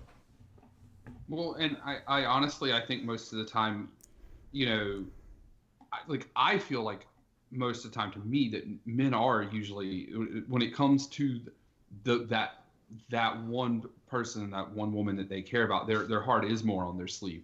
Most guys get the reputation that they just want to like sleep around and that they don't talk about their emotions. But like I listen to when I see my friends talk about like their significant others, it's always, or talking to them, it's always very open. But like generally, I feel like women are a little bit more mysterious and enigmas. Not that my relationships that they didn't talk about how they felt and whatnot, but it's just like me personally, I would just like this is 1 2 3, and 1 2 3 means 1 2 3. There's no reading between the lines. There's no it is what it is. And then I feel like women sometimes maybe there is some more mystery. I'm not saying I don't think what I mean. That's probably coming out wrong. No, I've been married a long time. I know exactly what you mean. And it's just like and I don't even necessarily think it comes from like a place of malice or anything of that nature. It's just because of like we'll go to like Mean Girls, Girl World. You can't say what you mean. You have to fight dirty. You have to say this thing to be very passive aggressive. And so if all their relationships have been passive aggressive, even if this person you've been with for 5, 10, 12 years, whatever it may be, you can't always cut off that I have to be passive aggressive, or I can't take down this arm, or whatever way you want to phrase it. You have to just say one thing, and it's like, well, they'll figure it out. It's like, well, no, men we're dumb. Like we dumb. Please tell us 1 2 3. That's what it is. 1 + 1 = 2. That's it. That's what we can do. We can eat a sandwich and we can do 1 + 1 = 2. When it comes to relationships, specify. But so it was a little bit not quite what I had in mind to say there when I was trying to say that I agree that she's a kind of an enigma, but okay, we got there ish. And we all know, and anybody who's listens to the show, we all know that Joey's already basic. So there you go. Yeah, I'm basic. Yes, I'm apple cider, pumpkin spice latte. I don't have Uggs, but guy Uggs. Well, I did have a girlfriend who said she was gonna buy me some Uggs, and I was just, but she gave me a lot of gave me a lot of ish all the time for liking pumpkin spice lattes. So I don't like really any other kind of coffee. Pumpkin spice lattes, yes, all day, every day. I do not drink White Claw. That shit is disgusting. I'll just throw that out there too before anybody wants to come in with that. No. Oh, what a telling moment whenever she's talking to her grandma about love, and basically her grandma's just like, yeah, I've never had that moment. Very telling. Mm-hmm. And go ahead. No, go ahead.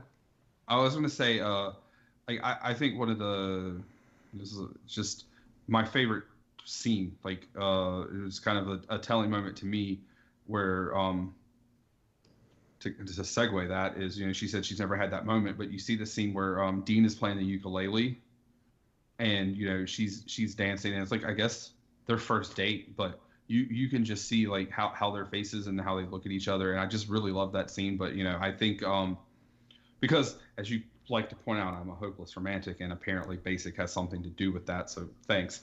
I love the red heart in the background in that scene, and how they're in front of a dress shop. Mm-hmm. Yeah, it does look like, what I mean, it's kind of forecasting the fact that they'll eventually tie the knot. Yeah, there's just everything about that scene. It's just it's real tender and it's sweet, and he's like, I have to sing like an idiot to sound good, and then he's like, oh well, you sound really amazing, and it's like, Yep, only a guy trying to impress a girl would try to sing like that and sound that stupid, and only a girl who's really into that guy would be like, yeah, no, you don't sound dumb at all, and it's like, so it's like, no, I just thought it was really awesome, and then it's like I've never had that falling in love moment, and like I bet like if that was a real life situation, that would be the, oh yeah, this is the moment I knew I maybe not had fallen in love, but I knew I was falling in love. Is like when you were playing that stupid ukulele in front of the dress shop. So it's awfully telling that the fact that his parents, he was from a divorced family, but she was from a loveless marriage parents. So definitely speaks a lot about the differences of how they see things. So how do you think that influenced their interactions with each other and the eventual outcome? Because he seemed like someone who was trying to hold on in spite of the obvious signs that she was ready to check out of this relationship. I think it was you, Joey, who mentioned that he just couldn't read the room. Yeah. But in her case, maybe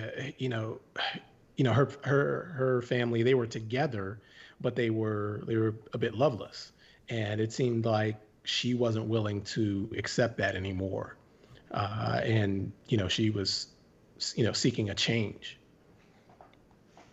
Yeah, so maybe she was willing to like be loveless if he was ambitious, or like because you talk about, because if he was ambitious and was bringing in more money, and then thus she could go to school, or they could have a better life, she could be in the loveless marriage. Or maybe she was really unused to the fact that he was still trying to show affection. Maybe he was showing it in the wrong way, but he was still trying to show it. Versus if he's from a divorced family, most people, if you're from a divorced family, you grow up watching your parents fight. So he's trying to fight, even if he's trying to fight for the marriage, he's still trying to fight. And she's, so it's two very, like you said, conflicting things. I mean, I grew up watching, I was very little, but I mean, one of my earliest memories is my mother and my father fighting. And then I grew up watching my father and my stepmother fight, for years. Whereas, I honestly think I can never remember seeing my mother and my stepfather fight. Even when they almost got divorced, I don't ever remember seeing them have a fight in front of me. Which is very odd considering it was my mother who fought in front of my father, but they were 17 and like 20 versus my mom being at that point almost 30. But it was a much bigger, well, it was older than that because I was 6. It was a much much different thing as she was grown. But so maybe it's just perspectives of how they had seen their parents, and that's their example. So that's the example of what they think life and marriage and things should be. So that's you learn from example most of the time, and that's their examples. That's a great point, because you've got that, but then I'm sure they have these romantic notions, and I'm sure they have those two. That's what's guiding them, but there's nothing there to really sustain and help them build a sound and positive, uplifting, edifying, whatever terms you want to use, relationship. Yeah, having that example from the family, and then having this early experience of being madly in love, and then just watching it morph into a replica of what your parents produced is probably the toughest thing for them to probably deal with. Did you have a favorite moment in the movie, Adam?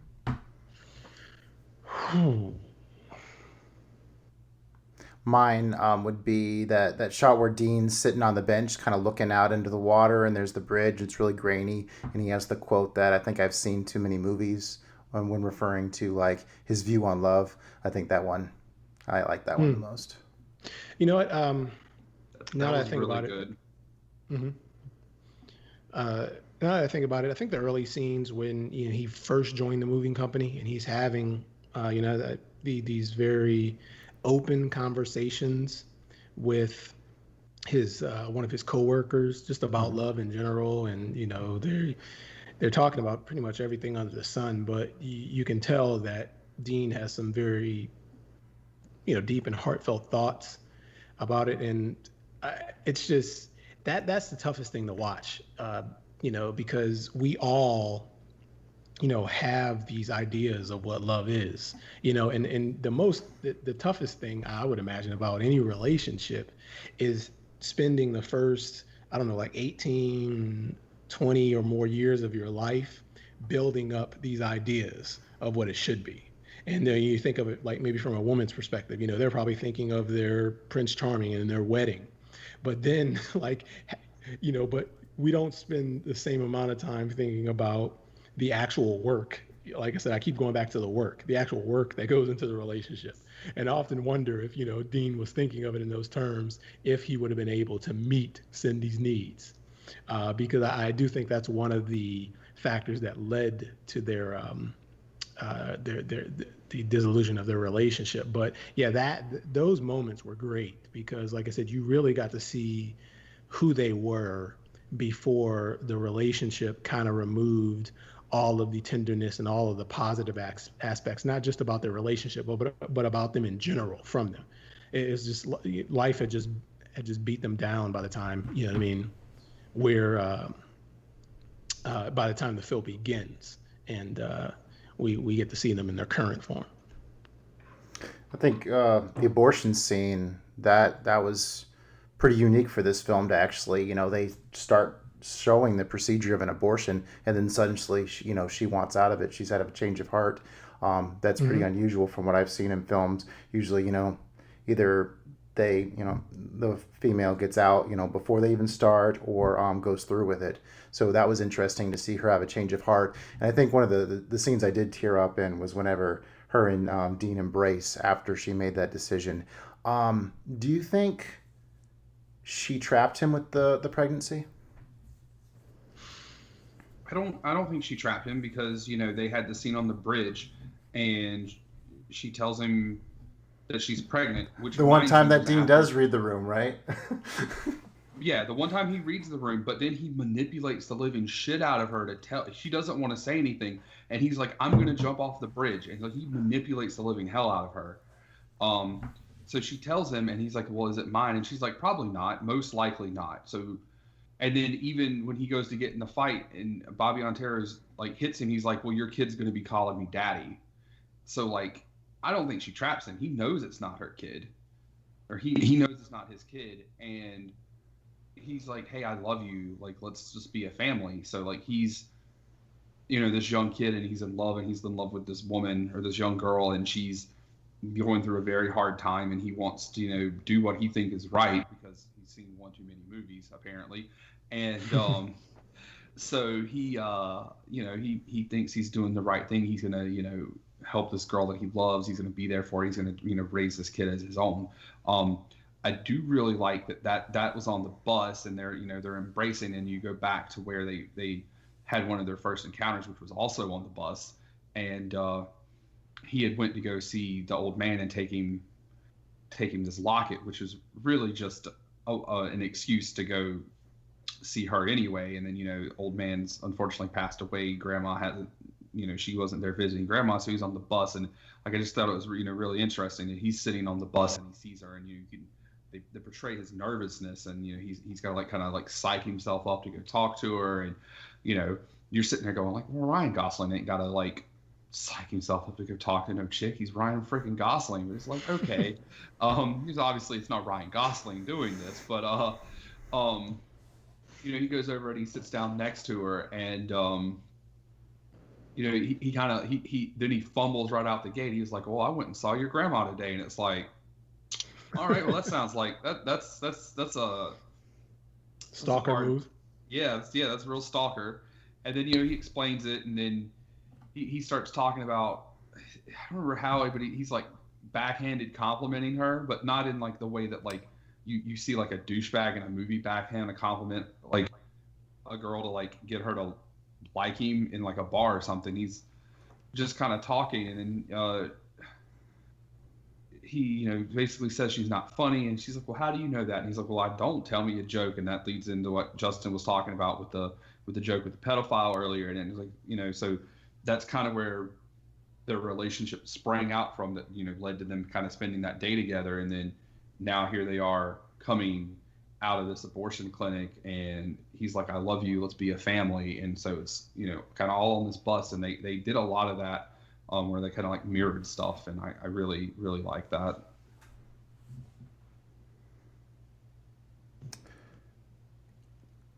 I think it's pretty shitty that she doesn't wake him up whenever she gets called into work. It's definitely his fault for even going up to the motel or whatever, knowing she's on call. But yeah, that was a little bit of a betrayal. It definitely fueled him being really pissed off and him having a drink and going to her place of work. I love that quote.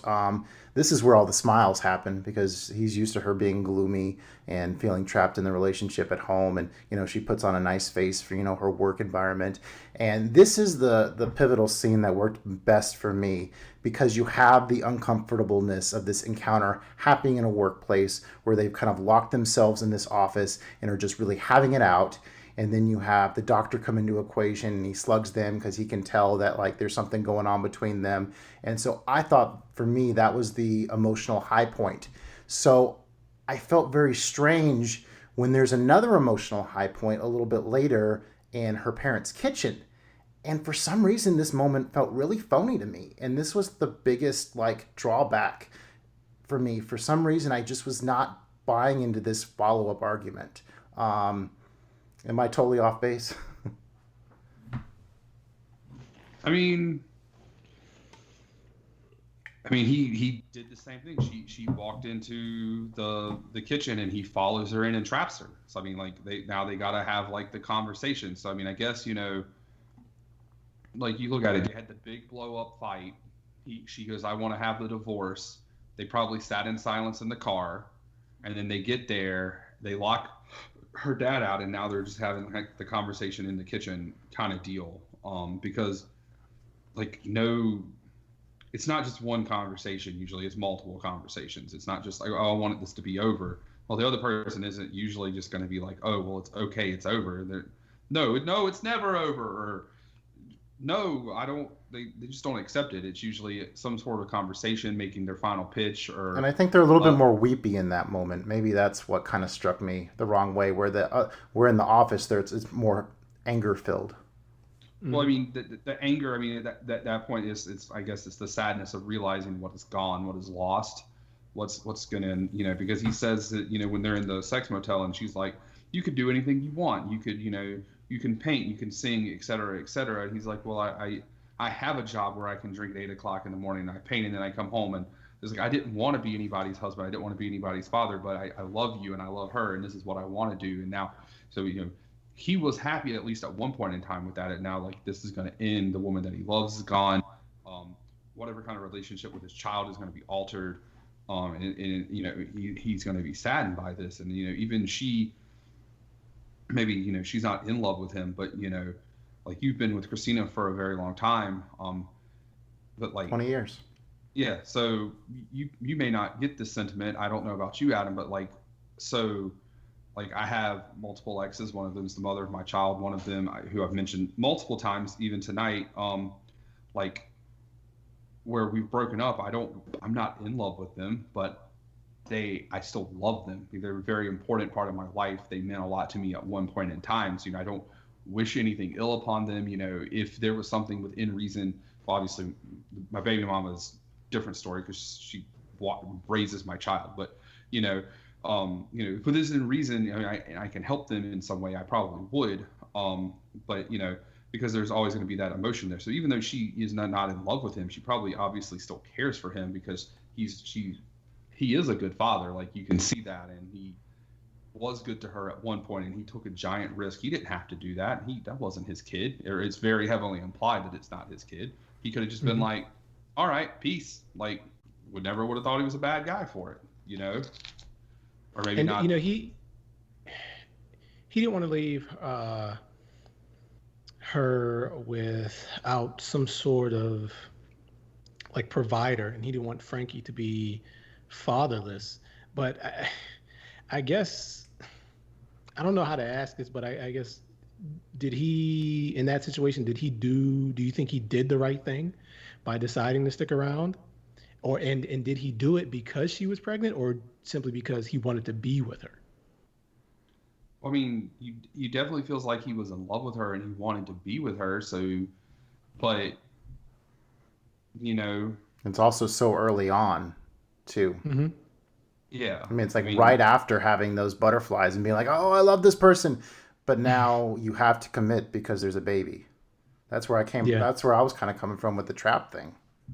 Mm-hmm. Yeah, I mean, like, well, when you say, like, did she trap him, like, that makes it feel like she did it maliciously. Like, maybe he did feel trapped, but not because she did it maliciously. Like, right. Like, I agree with that. Like, the trapping would have been if she knew it was Bobby's and was like, no, it's yours. That would have been trapping him, and then that is a different thing. But where she's like, no, it's most likely not yours. It's probably not yours. That's where at least to me, like, I didn't, maybe I misinterpreted that, but I definitely felt like, you know, she was honest about that. It's a complicated movie. A lot of ways to feel about a lot of stuff with motivations. And that's the thing, actually, I think that's really good about this movie is, unlike, you know, say something like Sabrina, which we watched very recently, or, you know, a lot of your traditional rom-coms or rom-dramas where, you know, everything gets tied up nice and neat with a bow at the end and you feel all happy and, oh, the guy gets the girl and they live happily ever after. Like, this is messy. This is very messy. And it's very much more indicative of real life, things don't always end perfectly. Marriages crumble. And that is, in and of itself, is very sad and very depressing. I get in this movie, and like, you sit down and watch this, and you're like, "Well, crap." All right then. So, a couple final notes, I would say. I really enjoyed the scene where, you know, he throws the ring and then he rushes and goes looking back after it. And then the editing with how they show like their justice of the peace marriage there intertwined with the breakup, and then, you know, your heartstrings really getting pulled whenever the little girl's running after him there at the end. So any final thoughts, fellas?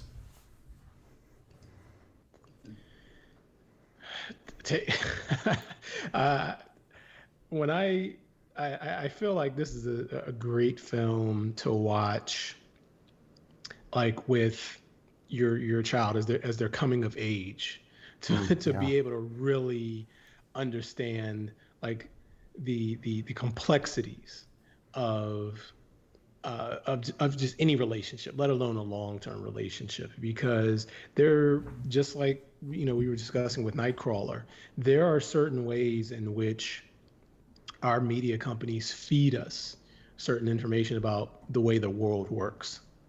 And whether it be politics or whether it be romance, I think that, you know, they're different subjects altogether, but there's still a narrative, you know, in the entertainment industry, people still want to create a narrative out of these ideas. And for the most part, you know, you want to put forth a narrative that will appeal to a large amount of people, and that will make them comfort them and make them feel happy about life and their position in it. And so we get these stories told to us, especially as it relates to love, that all that it takes is, you know, that initial passion and, you know, maybe some physical attraction, and that, you know, if you have that, things, you know, will work out. But, you know, life is just, it's not, I don't want to use messy, because messy just seems like I'm just more of a negative term, but there's just some complications that this film, you know, in life and love, that this film touches on that I think is just wonderful, and really would get the wheels turning for any individual, and especially younger kids, because the entire reason, and from my perspective, the entire reason why Dean and Cindy end up in the situation that they end up in the, at the end of the film, is simply because it feels like no one has come along to rebut some of the ideas that they had about how love actually works and how relationships are formed, how they're built upon, and how they last over the long term. And I like I said, I just think that this, the rom-coms, the rom-dramas, they work well, but like I do think that this film needs to be thrown in there as more of a truth bomb to a degree, to kind of. I mean, you could almost actually, like, because they said they wanted to film this in two halves. You could almost make this two movies. You could make the first half when they were kids, make this like a romantic comedy, and they get to the point where they get married, and that movie ends because that story ends, and that's where a lot of romantic comedies and drama ends, is when the guy gets the girl or they get married, and that's where that story ends. But you never see the after, because they live happily ever after. But what is happily ever after? What do they have to do to get there? Especially in a lot of the older movies, it's, the guy, he's just been chasing the girl, or, she was a damsel in distress, or, whatever the case may be. But then in this situation, you see, we don't see everything. We don't see like the 3 or 4 years in between where, she finished being pregnant and they have Frankie, but you see they picked and they pinpointed a specific point in time, and now it's not happily ever after, and it's a completely, and they, like I said, they did a very good job of mirroring that, and it's like it could have probably almost been two movies if they had wanted it to be. Have you guys seen the Before trilogy? Yes. No. Oh, you got to see that, Joey. Put that on your watch list. The Before trilogy. It's Richard Linklater, and he splits this relationship into the different sections of their lives. So, I'm going to be watching a movie by him very soon, actually. Strong recommend on that. Okay. All right. I was split between a 4 and a 4.5 on this, but I think you guys sold me on 4.5. I don't think I really appreciated the ambiguity in Cindy's mindset quite as much the first time, just because felt so emotionally pulled to Dean. I really appreciate having this conversation with y'all to kind of flesh out some more ideas on this one. Both of them, really. Oh yeah, this I think was actually one of our better conversations on both movies. Like, there was not a part where I wanted to like kill you, for how much we disagreed on something. It's kind of which actually this season has been much better about that, with the exception, I think, of like 2 movies.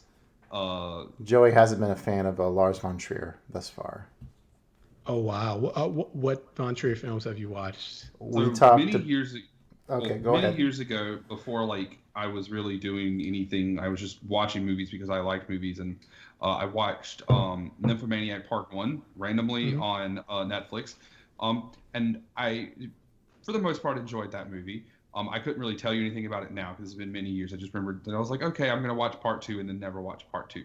And then we have done 2 movies for the podcast that were part Von Trier. We did Dogville in season 1, and my Letterboxd review was prologue, vomit emoji, scene 1, vomit emoji, scene 2, vomit emoji, all the way until the final part when I was like, oh, well, Homeboy showed up and started a bunch of gangsters doing a bunch of gangster shit. All right, now we actually have something. And then we got to season 2, and Justin, for episode 1, where it was musicals, picked Dancer in the Dark. And I'm still recovering from the last 20 minutes of that movie that did not need to be shown. But yeah, no. I've already had this argument. Oh yes, no.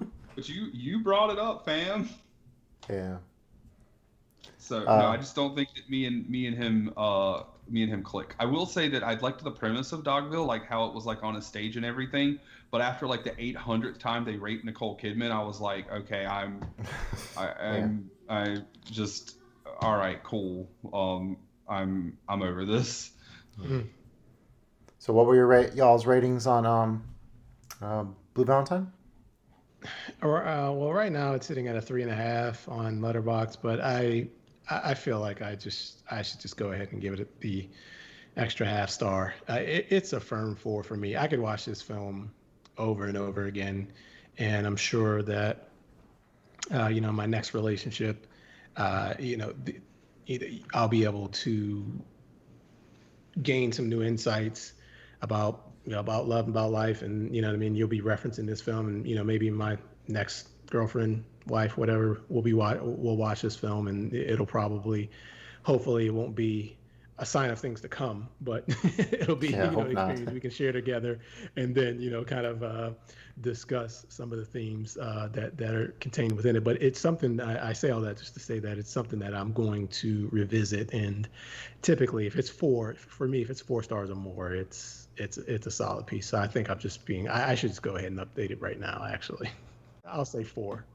Nice. I definitely think I would watch this movie again. I don't know if I could watch it over and over, but I definitely really enjoyed it, and it would probably be one of the ones, like if I ran across it in like some sort of steelbook, I would definitely want to add it to my collection, because I'm definitely not a steelbook whore. But I definitely think this year, after last year, like I don't know, I went through this phase where when I was giving out ratings, like I don't know, I almost felt like I needed to be snobby and like super critical of movies, and I was like, you know what, I just kind of changed that. I absolutely loved this movie and I adored it, and I think everything that it wanted to do, it did it, and it did it very well, and like it did its editing well, the acting was great, so like it's 5 stars. Like I don't think necessarily that I'm not one of the people who thinks 5 stars means it has to be an all-time classic. I think that it's 5 stars because it did everything that it did really well. So, like, is it going to hold up to something like we mentioned Seven Samurai or multiple Kurosawas earlier? No, but it's not trying to do the same things. And I think what it tried to do, it accomplished very, very well. So, 5 for me. So. Awesome. But the actual miracle is that I gave the movie Justin picked 4.5 stars. That's the miracle here. Oh, well, I appreciate your time so much, Adam, for joining us on this conversation. It was very, very enriching. You've been a great addition to the show. Anytime you ever feel compelled to come back, just let us know. Oh yes, please do. It was very great talking with you and getting to bounce movie talk off with you. Very very intuitive. All right, thank you. This is a lot of fun. I enjoyed diving into these films, and please, both of you guys, Joey, follow me on Letterboxd. I'll follow you back. We can stay in touch that way. And if there's anything else that comes up that you guys want to discuss, I'm all for it. And before we go, you mentioned that you're a steelbook whore. Are you referring to like companies like Plain Archive and some of the other companies that distribute these really detailed and over-the-top box sets? I don't have any movies in here with me, but more like, I mean, I do have some big box sets in my bed or out on my shelf. When I said steelbooks, I meant more like this, just like the metal cases. I guess you can see. Let me put it where I can actually see my camera. There we go. Yeah, more like this. Is that a video game? Yes, this is a video game. I'm in my bedroom, so that's where my video games are. All my Blu-rays are on the shelf in the living room. But yes, so I have lots of steelbook cases. Like Best Buy exclusive steelbook, 4K, Blu-ray, whatever. So I have a lot of those. I do have a couple of bigger box sets. Some from Arrow. I've got one. Not Shout Factory. I don't remember where I ordered that Kill Bill one from, but that one doesn't have a steelbook in it. I have those on steelbook anyway. I own Kill Bill like 4 times. I don't have a problem. Yeah, I just brought that up because there's a great company. I think they're based out of South Korea, and here I'm gonna send you a link here. They're called Plain Archive, and they make some awesome steel books. So I hate to put another dent into your pocketbook, but you may want to check them out. Awesome. All right, before we do in the show, let's do a little bit of housekeeping. Our episode coming up, by process of elimination, it is going to be our streaming service original movies theme. So, Joey, what did you pick for a streaming service original for next week or next episode? All right. So this has changed a little bit because this movie did not exist when we originally picked this category. But it's going to be The Old Guard, starring Charlize Theron. Oh, that's the brand new one, right? Yeah, the brand new one. It was a John Woo movie when I actually had The Killer in here, so I was gonna have like 2 John Woo movies, but I switched it and I picked The Old Guard. Okay. Since it was figure maybe get a new movie in here because we don't do that often. So mine's pretty new as well. I picked a Netflix original, Dolomite Is My Name, Eddie Murphy film from last year. I've been holding off on that one a little while to finally check out on the show. So, looking forward to that. All right. I was like hoping you didn't pick this, and I was like, Justin usually doesn't pick action movies. So I was like, okay, I didn't know where you were going to go. I honestly thought you were going to pick like Roma or like The Irishman.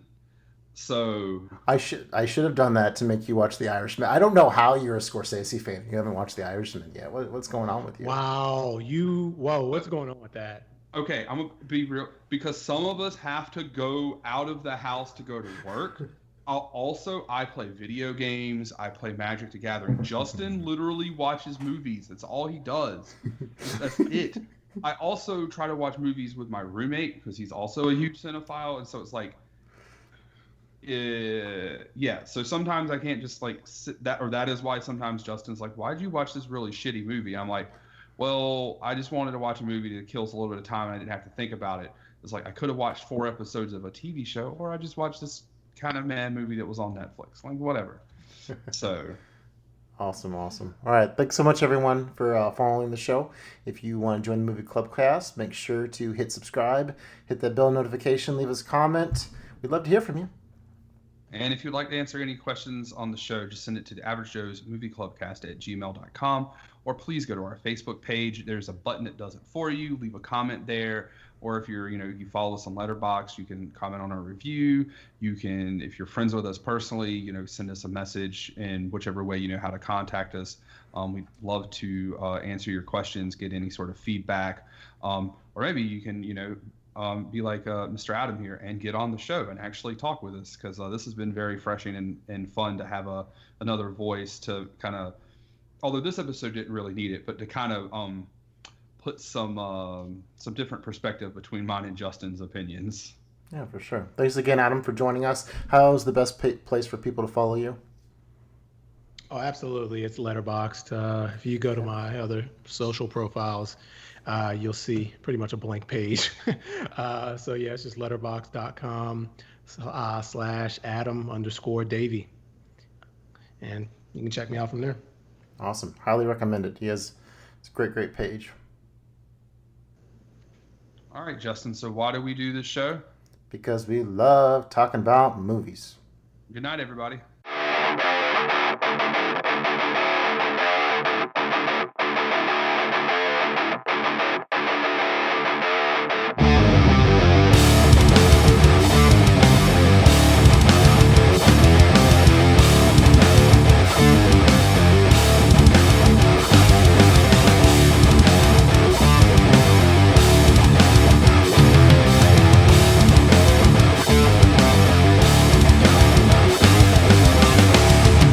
You and I have unfinished business.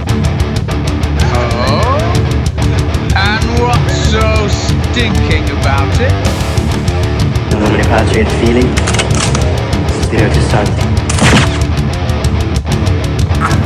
This just might be my masterpiece.